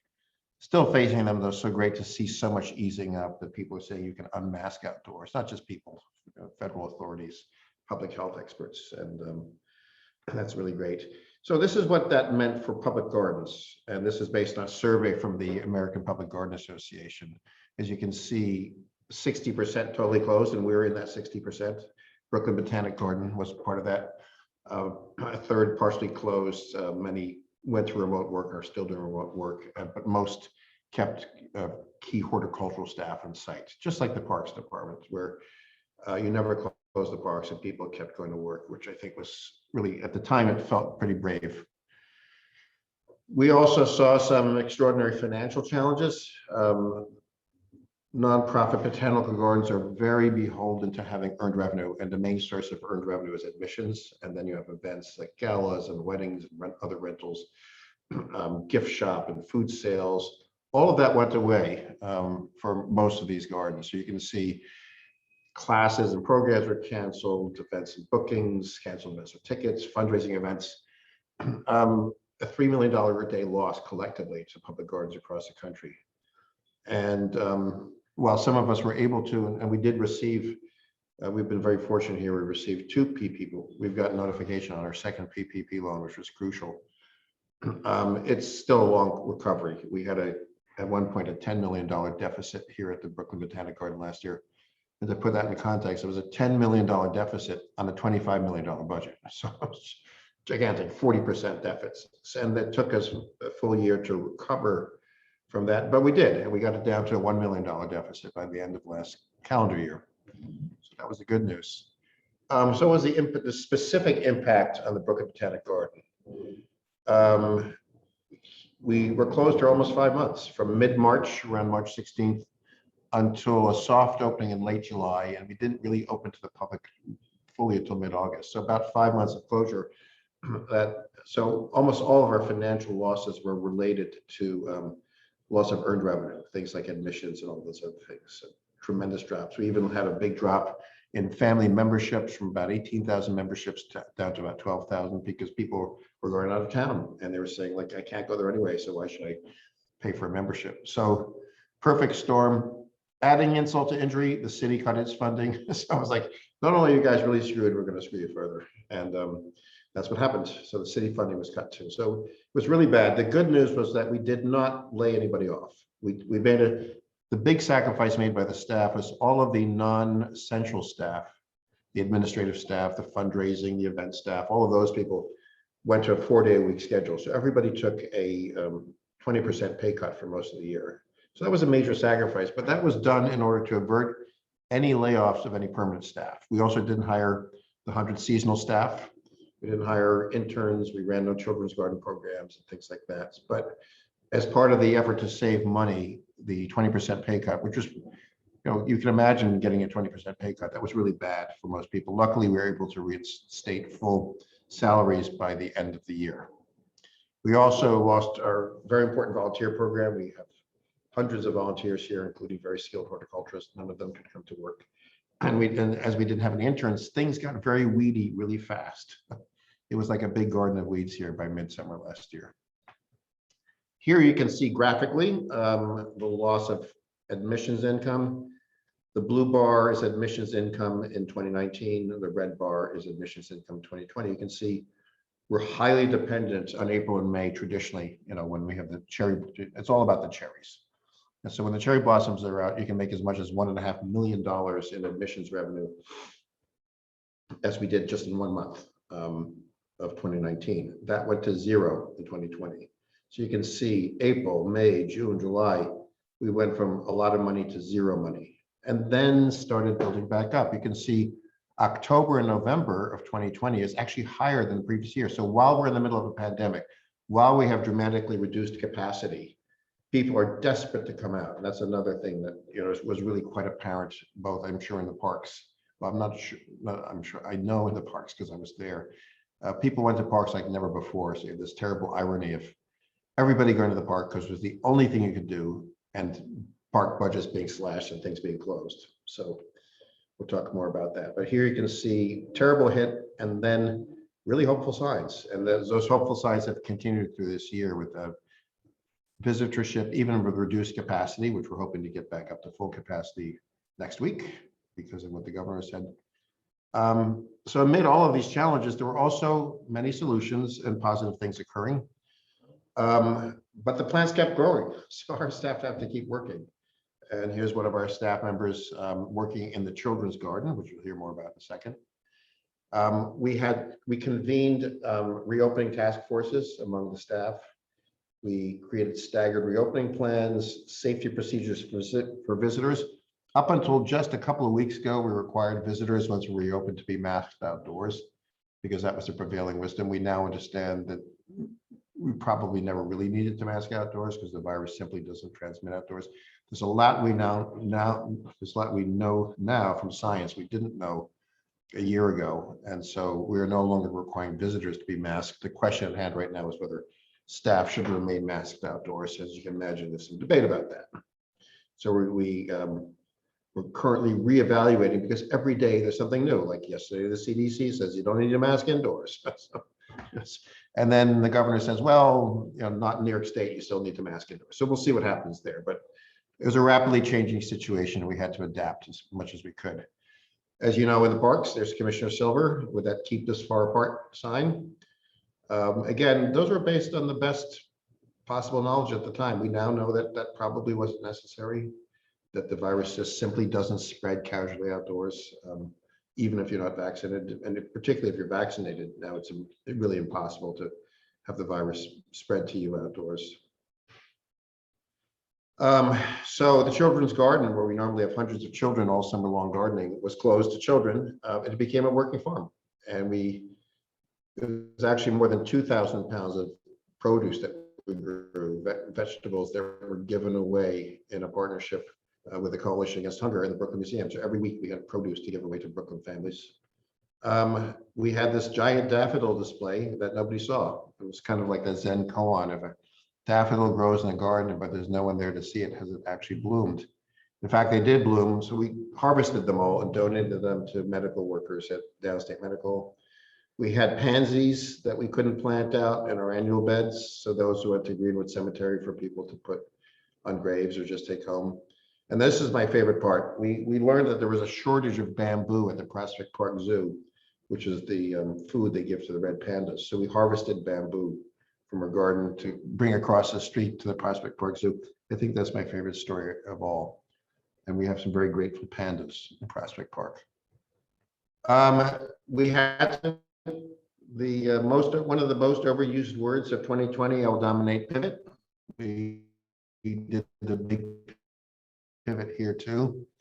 So all of our programming had to go online. We have very considerable children's gardening programs, big children's education programs, or normally school groups are coming to Brooklyn Botanic Garden. That all went online, and even things like musical performances that we commissioned. There's going to be a special performance here, by the way, on May 25th of Breathe, which is a performance in memory of George Floyd. And so the evening of May 25th, we're going to have this very moving musical performance by a number of musicians. So put that on your calendars. And we had all kinds of other things, a virtual cherry tour and things like that. We had 1 million visits to these virtual offerings that we had on our website. And all of our educators who used to do in-person hands-on education with children had to figure out other ways to do it. So like this, we have normally about 200,000 school children that come to visit the garden for formal education programs.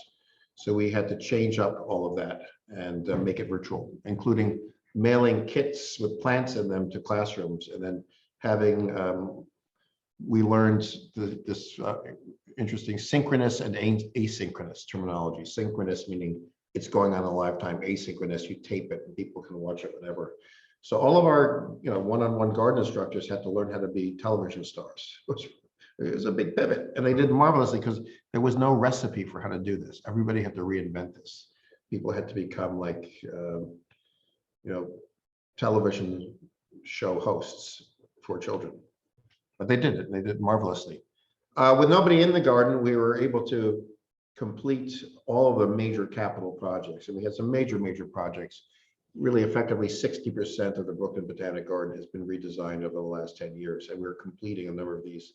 So the Woodland Garden, you can see that on the bottom right, the Elizabeth Sculp's Woodland Garden, Robert Wilson Overlook, a very key disability access ramp, but also a beautiful sort of terraced garden. And the lily pool renovation all took place, finished up while we were closed. I'm going to pivot myself out beyond the garden to the larger sort of local society here in New York. And we really learned a lot. Every time you think you know everything there is to know about parks, and I spent the last 8 years kind of figuring out a lot of the things that are important to know about parks across cities, you sort of had to unlearn in the pandemic and learn differently. So we've some of us, I think most of us have always understood the social, health, environmental benefits of parks. It's kind of like a given, we think. And we understand a lot more about who has access physically to a park. How many people in New York have some kind of a park within a 10-minute walk? Well, it's about 99% of New Yorkers, 98, 98, have some kind of a park, city, state, federal park, playground, something, wetland, woodland. But not everybody is everything. And then when we didn't know a lot of things, things started to shut down. So understanding this basic, I think we can all agree that parks and gardens have always been essential to us who live in cities. These are some of the many benefits. And when I was at the Trust for Public Land, this was kind of our key graphic in making the case for why everybody in America needs a quality park within a 10-minute walk. It's for all of these benefits. I'm not going to read them to you. I assume we can all read, but you can see health and environment and economy, beauty. I really try to hold up, on the bottom right here, this idea of beauty. It's an intangible, but so important, particularly for people who don't get to leave cities to find beauty. We must provide the beauty within the cities. Of course, preaching to the converted, the environmental impacts of good parks and the public health benefits. So all of those things are really necessary, and you really need them within a 10-minute walk. And then this really interesting thing happened. Everything shut down across the country, except the parks. Right? The only thing you had left to do to get exercise, to have fun, to see people. Remember, how desperate you were to see other people. That all happened in parks. So to their credit, Governor Cuomo and Mayor de Blasio kept most of the parks open. So even just across the river in New Jersey, the governor of New Jersey shut down the state and county parks. These were decisions that were made that impacted tens of millions of people, that were made without consulting actual medical experts, because the actual medical experts like Tom Frieden were saying, No, parks are fine. Beaches, pools, they're fine. Keep them open. We need them. But we didn't listen to the experts, and there was a lot of knee-jerk decision making. And so at the very time when people most needed to go to the parks for their physical and mental health, things were shutting down, even here in New York. So what did that all mean? If you look at the extraordinary need for the mental health for parks, and people talk a lot about physical health and getting exercise, there are direct impacts that parks and open spaces and gardens have for mental health. And here I cite some of the many studies. You see this name McQueef. Sadia McQueef is Director of Public Health for the Trust for Public Land. So she's working at the intersection of parks and physical and mental health, documenting the mental and physical health aspects, which were really quite well documented in study after study after study.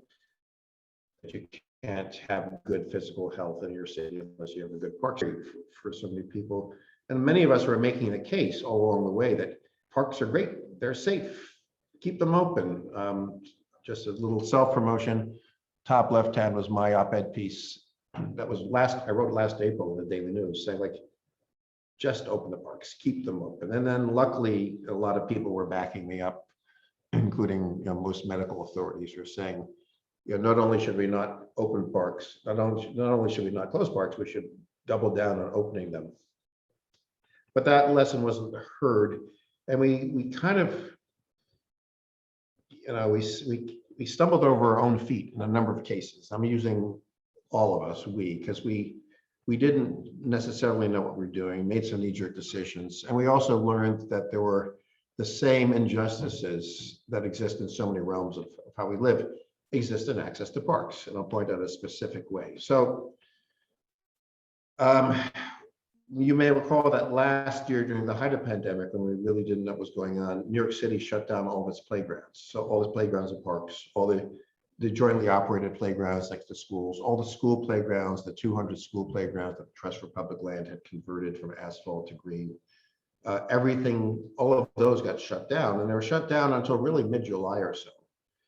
And you say, well, they're just because we had this mistaken notion that kids were going to get the disease from touching something that other kids had touched. Turned out not to be true, that this virus doesn't spread on surfaces, but we didn't know that. So we shut down drinking fountains, we shut down playgrounds, pools, and beaches until well into the summer. And at one point, we had no options for children and others to get cool in New York City parks. In hindsight, clearly that was a mistake, and I know it wasn't the Parks Department's decision. It was the decision made by City Hall in a sort of grotesque failure to consult with actual medical officials about what was going on. And you had this terrible situation where we're starting to get really hot. There was literally no place to cool down because all the spray showers and the playgrounds were closed down. The playgrounds were locked.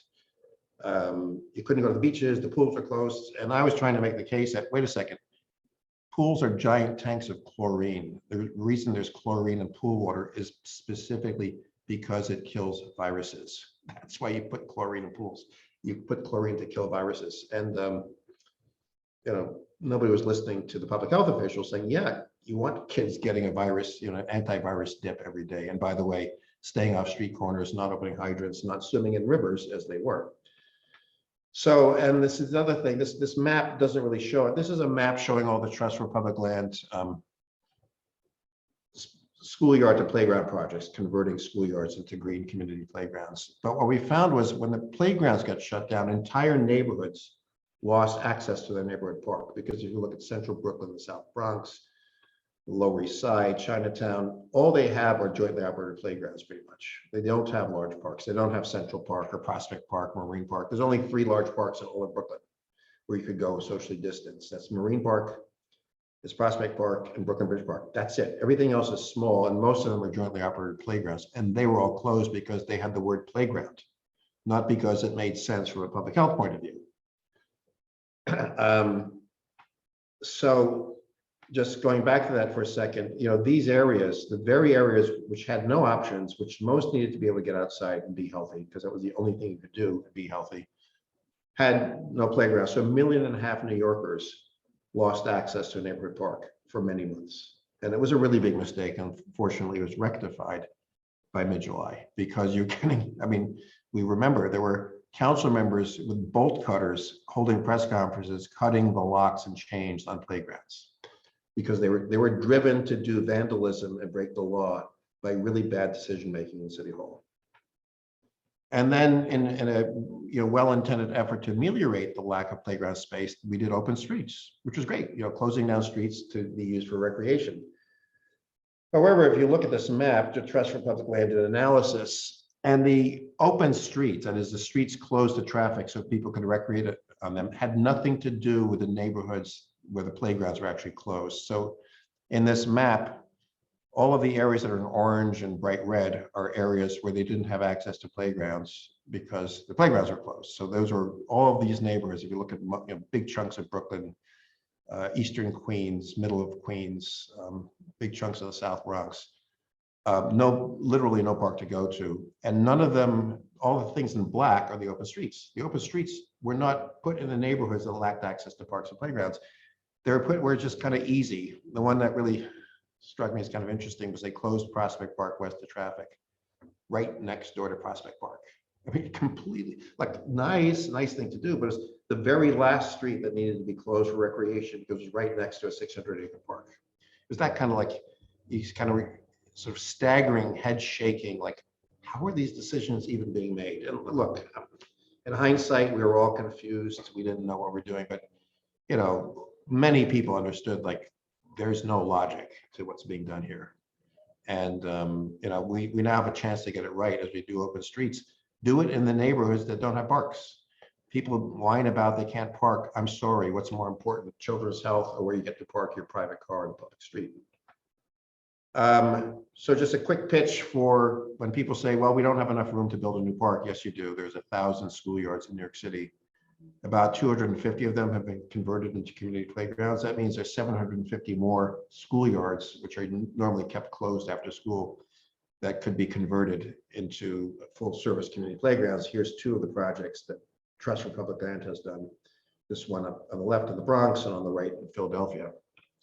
So this is also the key to building a lot more parks in cities across the country. There's 100,000 public schools in cities across the country. This is the key in many underserved neighborhoods to making community parks. You've got an existing asset that belongs to the public, invest $500,000, $300,000, boom, you've got a community park after school, weekends, summer vacations, and so on. So, I think, again, preaching and inverted, we all understand parks and gardens as much as we care about plants and trees and ecosystems. It's also about the people, especially in cities. And when we care for these spaces, and this is a picture of beautiful Prospect Park, which is a great park, unfortunately got trashed a few times by people and eliminated the seasonal budget last year. Again, like, how do you take away the seasonal budget when parks are really, really in need right now? So again, not a lot of thinking went on last year. I guess we could say we all had COVID brain in some senses, but it's a measure of a caring, complete society when you care for public green spaces, particularly in neighborhoods where they don't have a country house to go to escape to, that they need these open spaces. And we also understand we need more big parks. That's the big challenge. We need to build the Queensway in central Queens. We need to build parks along the Bronx River in the South Bronx. We need to build parks in the North Shore of Staten Island. There's still underserved communities that lack access to big parks, and the next mayor needs to double down on building the next generation of big new parks. And this is not Brooklyn Botanic Garden today. This was 2 years ago at Sakura Matsuri, our big cherry festival. But we're getting close to the day now when we can have big outdoor concerts and nobody wearing a mask. So it's coming soon to a park and garden near you. And on that, I'll stop my screen share. I'd be happy to take a few questions. Great, thanks, Adrian. I think we'll leave the chat open. If people have questions and want to stick them in the chat for Adrian, we have a couple of minutes here before we start our next breakout session.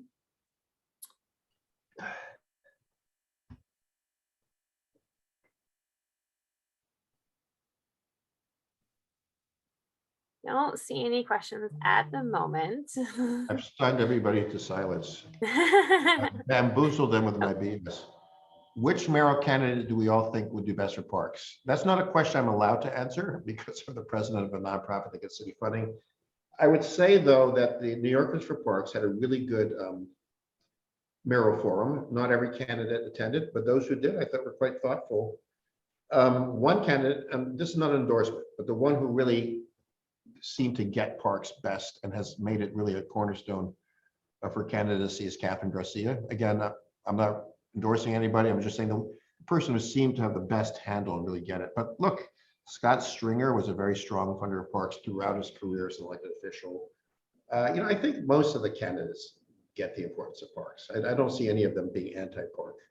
I guess it's a question of which one has it in his or her platforms. And I think you need to study that, see what you can probably watch on the website of New Yorkers for Parks, that mayoral forum, and I urge you to. The leading contenders did not attend, unfortunately, but I think most of them have stuff on their website about what they think about parks. And I would say that there's 4 or 5 who seem to be really strong on the issue, and I'm not going to name names. So, but I'd say study the issue, and I think it's up to us, all of us, you, to tell them that this is important when you see them. Sometimes they're campaigning. Send them emails. If they're in forums, ask questions, say, what are you going to do to make sure that everybody has access to parks, that neighborhoods that suffer from lack of access to parks get those parks? And that's going to mean spending hundreds of millions of dollars to do that. But we have the money. It looks like there was another question of what ideas do you have for a park in northern Staten Island? So my idea, I call it the North Shore Greenway. That is sort of going from the Staten Island Ferry north along the shoreline. The roads are lightly trafficked. There's sort of open space, like raggedy open space along most of it. You get along to Snug Harbor and stuff like that. So something in the North Shore. There's been some talk of an old railway overpass that can be turned into some kind of a Highline-like park. It's about a mile long. But I think the focus would be on the North Shore. Similarly, you have a great opportunity in Queens to take the abandoned Long Island Railroad line and build a 3.5-mile linear park at the Queensway. That's been sitting there for 8 years. The Trust for Public Land has a working design ready to be put into construction. Talk about an infrastructure project. For $150 million, you could create a 3.5-mile long park with 50 acres because the city already owns the land. So there's been a failure of vision by City Hall, this current City Hall, in terms of building any new parks. And hopefully the next mayor will not suffer a similar failure of vision. I'm going to pass it over to Andrew to get us started on our last set of breakout groups. I just see one more question. Are we going to have interns at BBG this summer? No, we hired seasonal gardeners instead because we couldn't do an intern program. We did hire 9 seasonal gardeners, and now we're hoping to get back to having volunteers. So there's a very loud, somebody's cutting him. Somebody's pruning a shrub outside my window. Right out that window. Someone is pruning a shrub. Beautiful. Hopefully they're using those best practices. And can the proposed, one more question, can the proposed federal infrastructure plan help the project to convert schoolyards to green spaces? Brilliant idea, Harriet. There's a brilliant, I'm going to talk to my friends at the Trust for Public Land. They have a big federal lobbying thing. And ask them to see if they can get infrastructure money to do the schoolyard conversions. That's a great idea. And there is more spots for more than one. Yes, there are many opportunities to build more parks in Staten Island. I will say, if we're picking priorities for where to build parks, Brooklyn is really underparked. And so is parts of the Bronx are underparked, particularly the South Bronx and Western Bronx. Staten Island is 30% parks. Now it's not there for everybody, but it's got a lot of parks. It's got more parks than any borough and least population, most parks. So it's not underparked. There are still neighborhoods that are underserved, particularly in the North Shore. But if you want to say, where's it really bad? It's really bad in Brooklyn. And here's another thing: for most cases, if you want to find a neighborhood that has no parks, look for a neighborhood that has the word park in it. Borough Park, Brooklyn, Ozone Park, Queens. They have no parks, but they have the name park in their neighborhood given to them by a real estate developer that I'll fool people and tell them it's a park, but it's just a bunch of houses. So if you almost every neighborhood that has the word park in it, except for Park Slope, doesn't have any parks. But most of the neighborhoods with the word park have no parks. I think that's it for me. I'll say goodbye. Thank you. Thanks so much, Adrian. Okay. Andrew, you want to take us off for our breakout sessions? Yep, absolutely. Great, much appreciated.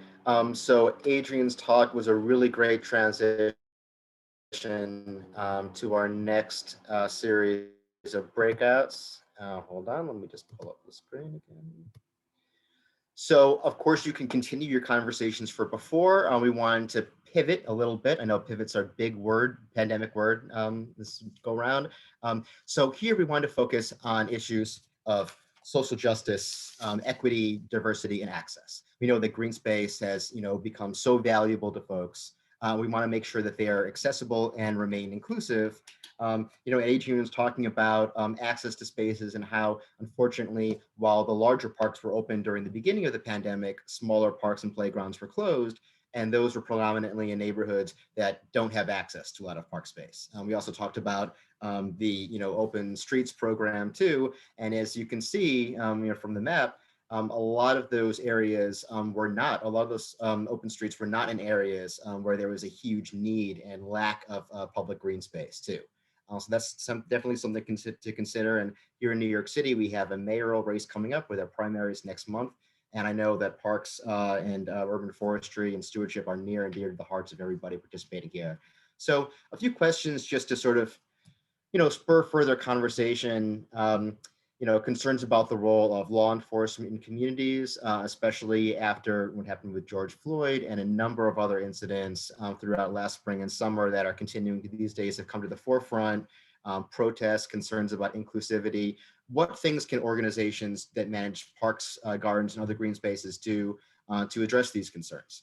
Maybe it's an art project, maybe it's a further conversation, an outreach to the community, and to that end, how can we better engage diverse communities? Also, access to parks and trees in dense urban areas are a key issue. I know Adrian touched on schoolyards as being fertile ground for more parks. So yeah, let's get back into our breakout groups and sort of discuss these questions and these themes. Again, your moderators are going to help spur conversation. We'll give you 20 minutes. Right now it is it's 11:30, so we're going to reconvene at 11:50, and we'll do about 5 to 10 minutes for a reporting back and then wrap up. So without further ado, let's get into our breakout groups.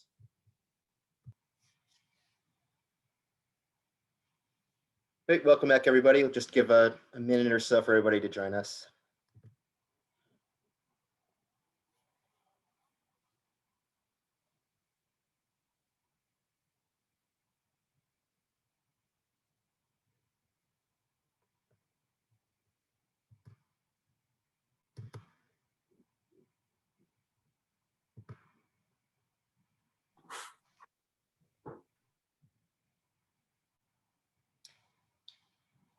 Cool, so let's get into it. I heard some great conversations going on.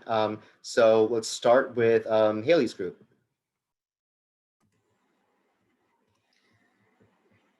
So I will start with the topic about concerns for law enforcement. So we discussed having more training, increasing our PEP, which is Parks Enforcement Patrol presence, and other community groups patrolling parks rather than having just the police department. And also having PEP be more engaging and get to know the communities that they're working in those parks with. Secondly, we had it's just important to note that parks are public land and everyone should feel comfortable being there.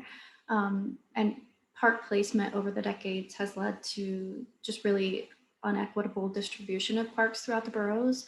And I think it's really important for us as organizations and city agencies to reassess our policies. One example is just over the decades how the placement of highways and airports and fewer parks have been placed in lower income and minority communities. Another interesting idea we had is converting generic names of parks to, for example, civil rights leaders or influential people of color in their communities. An example of this is East River State Park in Williamsburg, recently changed their name to Marsha P. Johnson State Park. And since that name change, we've noticed a lot of improvements going into the park and increased tourism. So really like that idea. As far as what we can do, Public outreach is hugely important, reaching out to young people, reaching out to our schools, and just introducing them to parks and natural resource management from a young age, and instilling the value of green space. And then lastly, how do we invest in current parks or creating new parks entirely? So with unequitable distribution, I think it's really important that we add new parks. We have the land, it's just the funding that's the challenges. And we talked about big park alliances like Prospect Park, Central Park, and investing more in those alliances, investing more in nonprofit funding rather than just municipalities, because they have the freedom to make decisions that suit their community's needs specifically. And then just one more point I wanted to make, for when we initiate projects, putting up the building, building the park, that's easier to get funded, but less so funding for like maintenance and upkeep of parks and green spaces. We should definitely try to highlight the cost of not maintaining the parks, the cost of that to the communities, and really prioritize maintenance and upkeep after building a new park or green space. Great, thanks so much, Haley. I know our goal for a long time has been making maintenance and stewardship just as sexy as tree planting and creating parks. Let's see, Raymond, take it away. All right, my group had a big discussion about the accessibility of a lot of the amenities in the park, especially bathrooms across green spaces. We had an example from Prospect Park where there was a literal line and people were like, oh, what is this for? And it was like, oh, that's the line for the bathroom.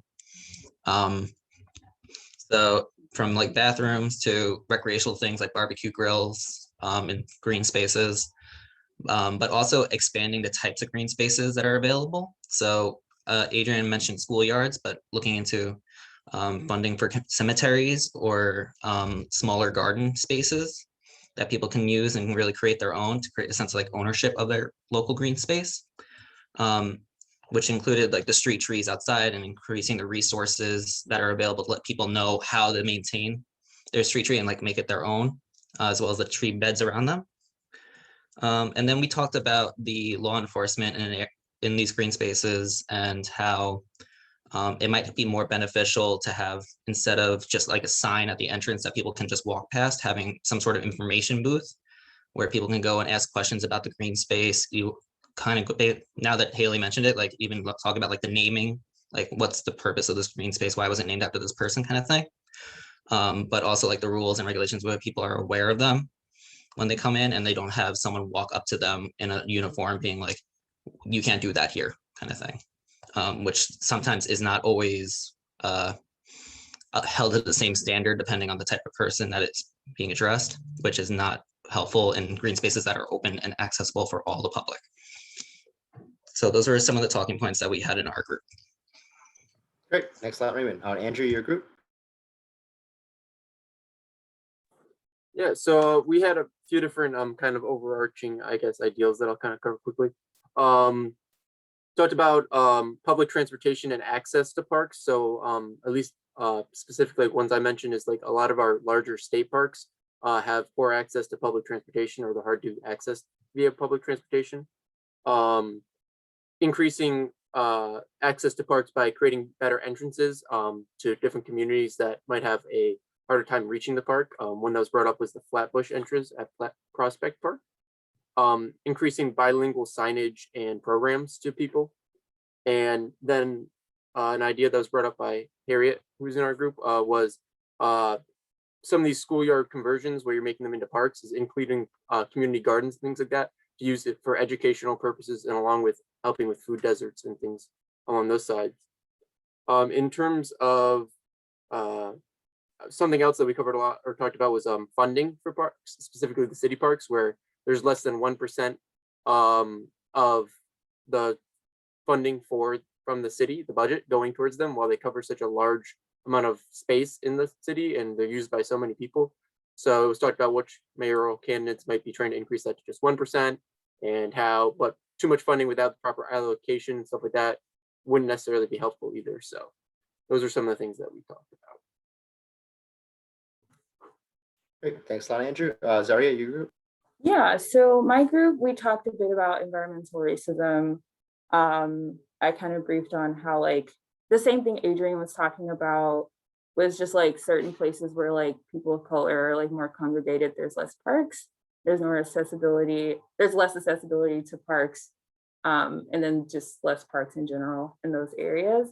We also talked about, since I'm working with the amazing New York City Forestry Department in my group, they talked about a planting program called HBI5 that focus on like planting trees and like, I guess like underrepresented areas. And basically, instead of, you know, because you'll have like community meetings where like people will like give their opinions on things, like doing a lot of things with having it fact driven or like database driven, and just like really making sure that we're like putting like the right trees in certain areas and stuff like that. I also was like, oh, like what if, you know, air pollution and stuff kind of like tied into like COVID rates in certain areas, and like if there's any like data back behind that as well, and just how that like probably impacted people in like certain communities like during COVID, and how like we can do something about that post COVID as well. We also talked about dealing with the public, like community meetings, sometimes how like it could make decision making slower, but also is extremely beneficial, and how most people's like opinions are valid and like we should listen to them. And now post COVID, I guess we're still in COVID, just like getting more opinions like from the public, and seeing what we can do to like make things more accessible, and just really interacting with the public to like get more answers as well. And that's like pretty much like what we kind of went over in our group. Was a lot about like tree planting and how there's like that program that like focuses on like putting them in different places that needs them. Great, thanks, Zaria. That community-driven and data-driven approaches are absolutely essential. Sophia, your group? So for the first sort of couple questions, one of the things that Amanda brought up was using tree species to connect with the community directly. For example, in Asian communities, you can plant ginkgos, and as well as practicing feng shui by not blocking an entrance with a tree, or Andrew, I believe you pointed out that if you could have trees framing a property was a lot more beneficial to someone from an Asian community who practices feng shui to wanting the tree planted there. And then Marilyn pointed out that having a diverse staff is one of the best ways to connect to diverse communities. So having a staff that represents the people and the cultures that come to that park specifically. So not just on like in the administrative side, but even in the working on the ground, so that you can actually see people that are like you doing things with the environment.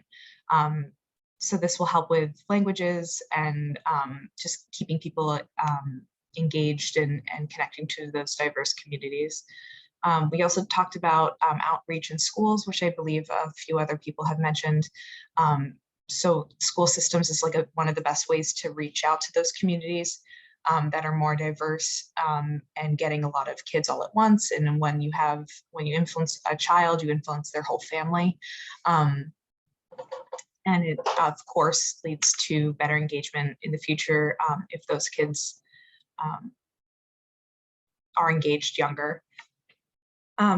We also talked about Parks Without Borders as being a way to create better access. So Danielle mentioned a few years ago, I think it was a mayor or a city councilman, but they basically took away, those wrought iron fences that are around so many parks. So having easier access, like physical easier access to get into that park from whatever side of the park that you live on or are entering from, makes it a lot easier for people.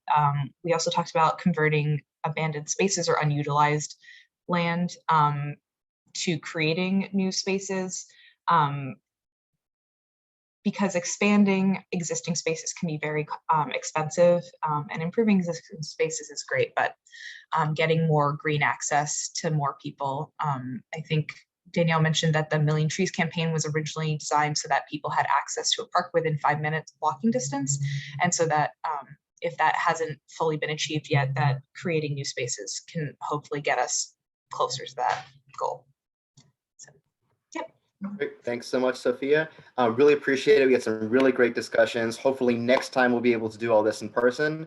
I'm going to hand this off to Christina to wrap everything up. And I know we've recorded the workshop too, and she'll let you know where that's available. So Christina, you can lead us on. Will do. Thanks everyone for participating today. Thank you for all your time. Special thank you to all of our moderators for the group rooms. This was, I think, actually our first ReLeaf webinar where we had breakout rooms and it went really well. So hopefully everyone enjoyed getting to interact with some of your fellow attendees today. Like Andrew said, hopefully next time we'll be in person. But as we move forward, we'll try to get some more of these more interactive ones too. I did drop into the chat the next series of webinars coming up, as I mentioned at the beginning, and that activity link. I'm going to actually right now press enter. That is the forms survey for the folks who wanted ISA credits. Please click that link, drop your name and your ISA number in there. It's only for the ISA credits. So if you don't need those, you don't have to worry about it. But if you do, you got to click that link, submit those by the end of the day today so that I can double check it. And that should be everything. I did record it. It's going to be a large file. I'm going to figure out how to get it up somewhere since this was in Zoom, but hopefully next week I'll send out a link to it. It obviously doesn't record the group sessions, but it'll have the bulk presentations if you want to rewatch. So thanks everyone again for coming. We hope we see you at some in-person events in the next year and at some of our upcoming webinars again. Thank you. Bye.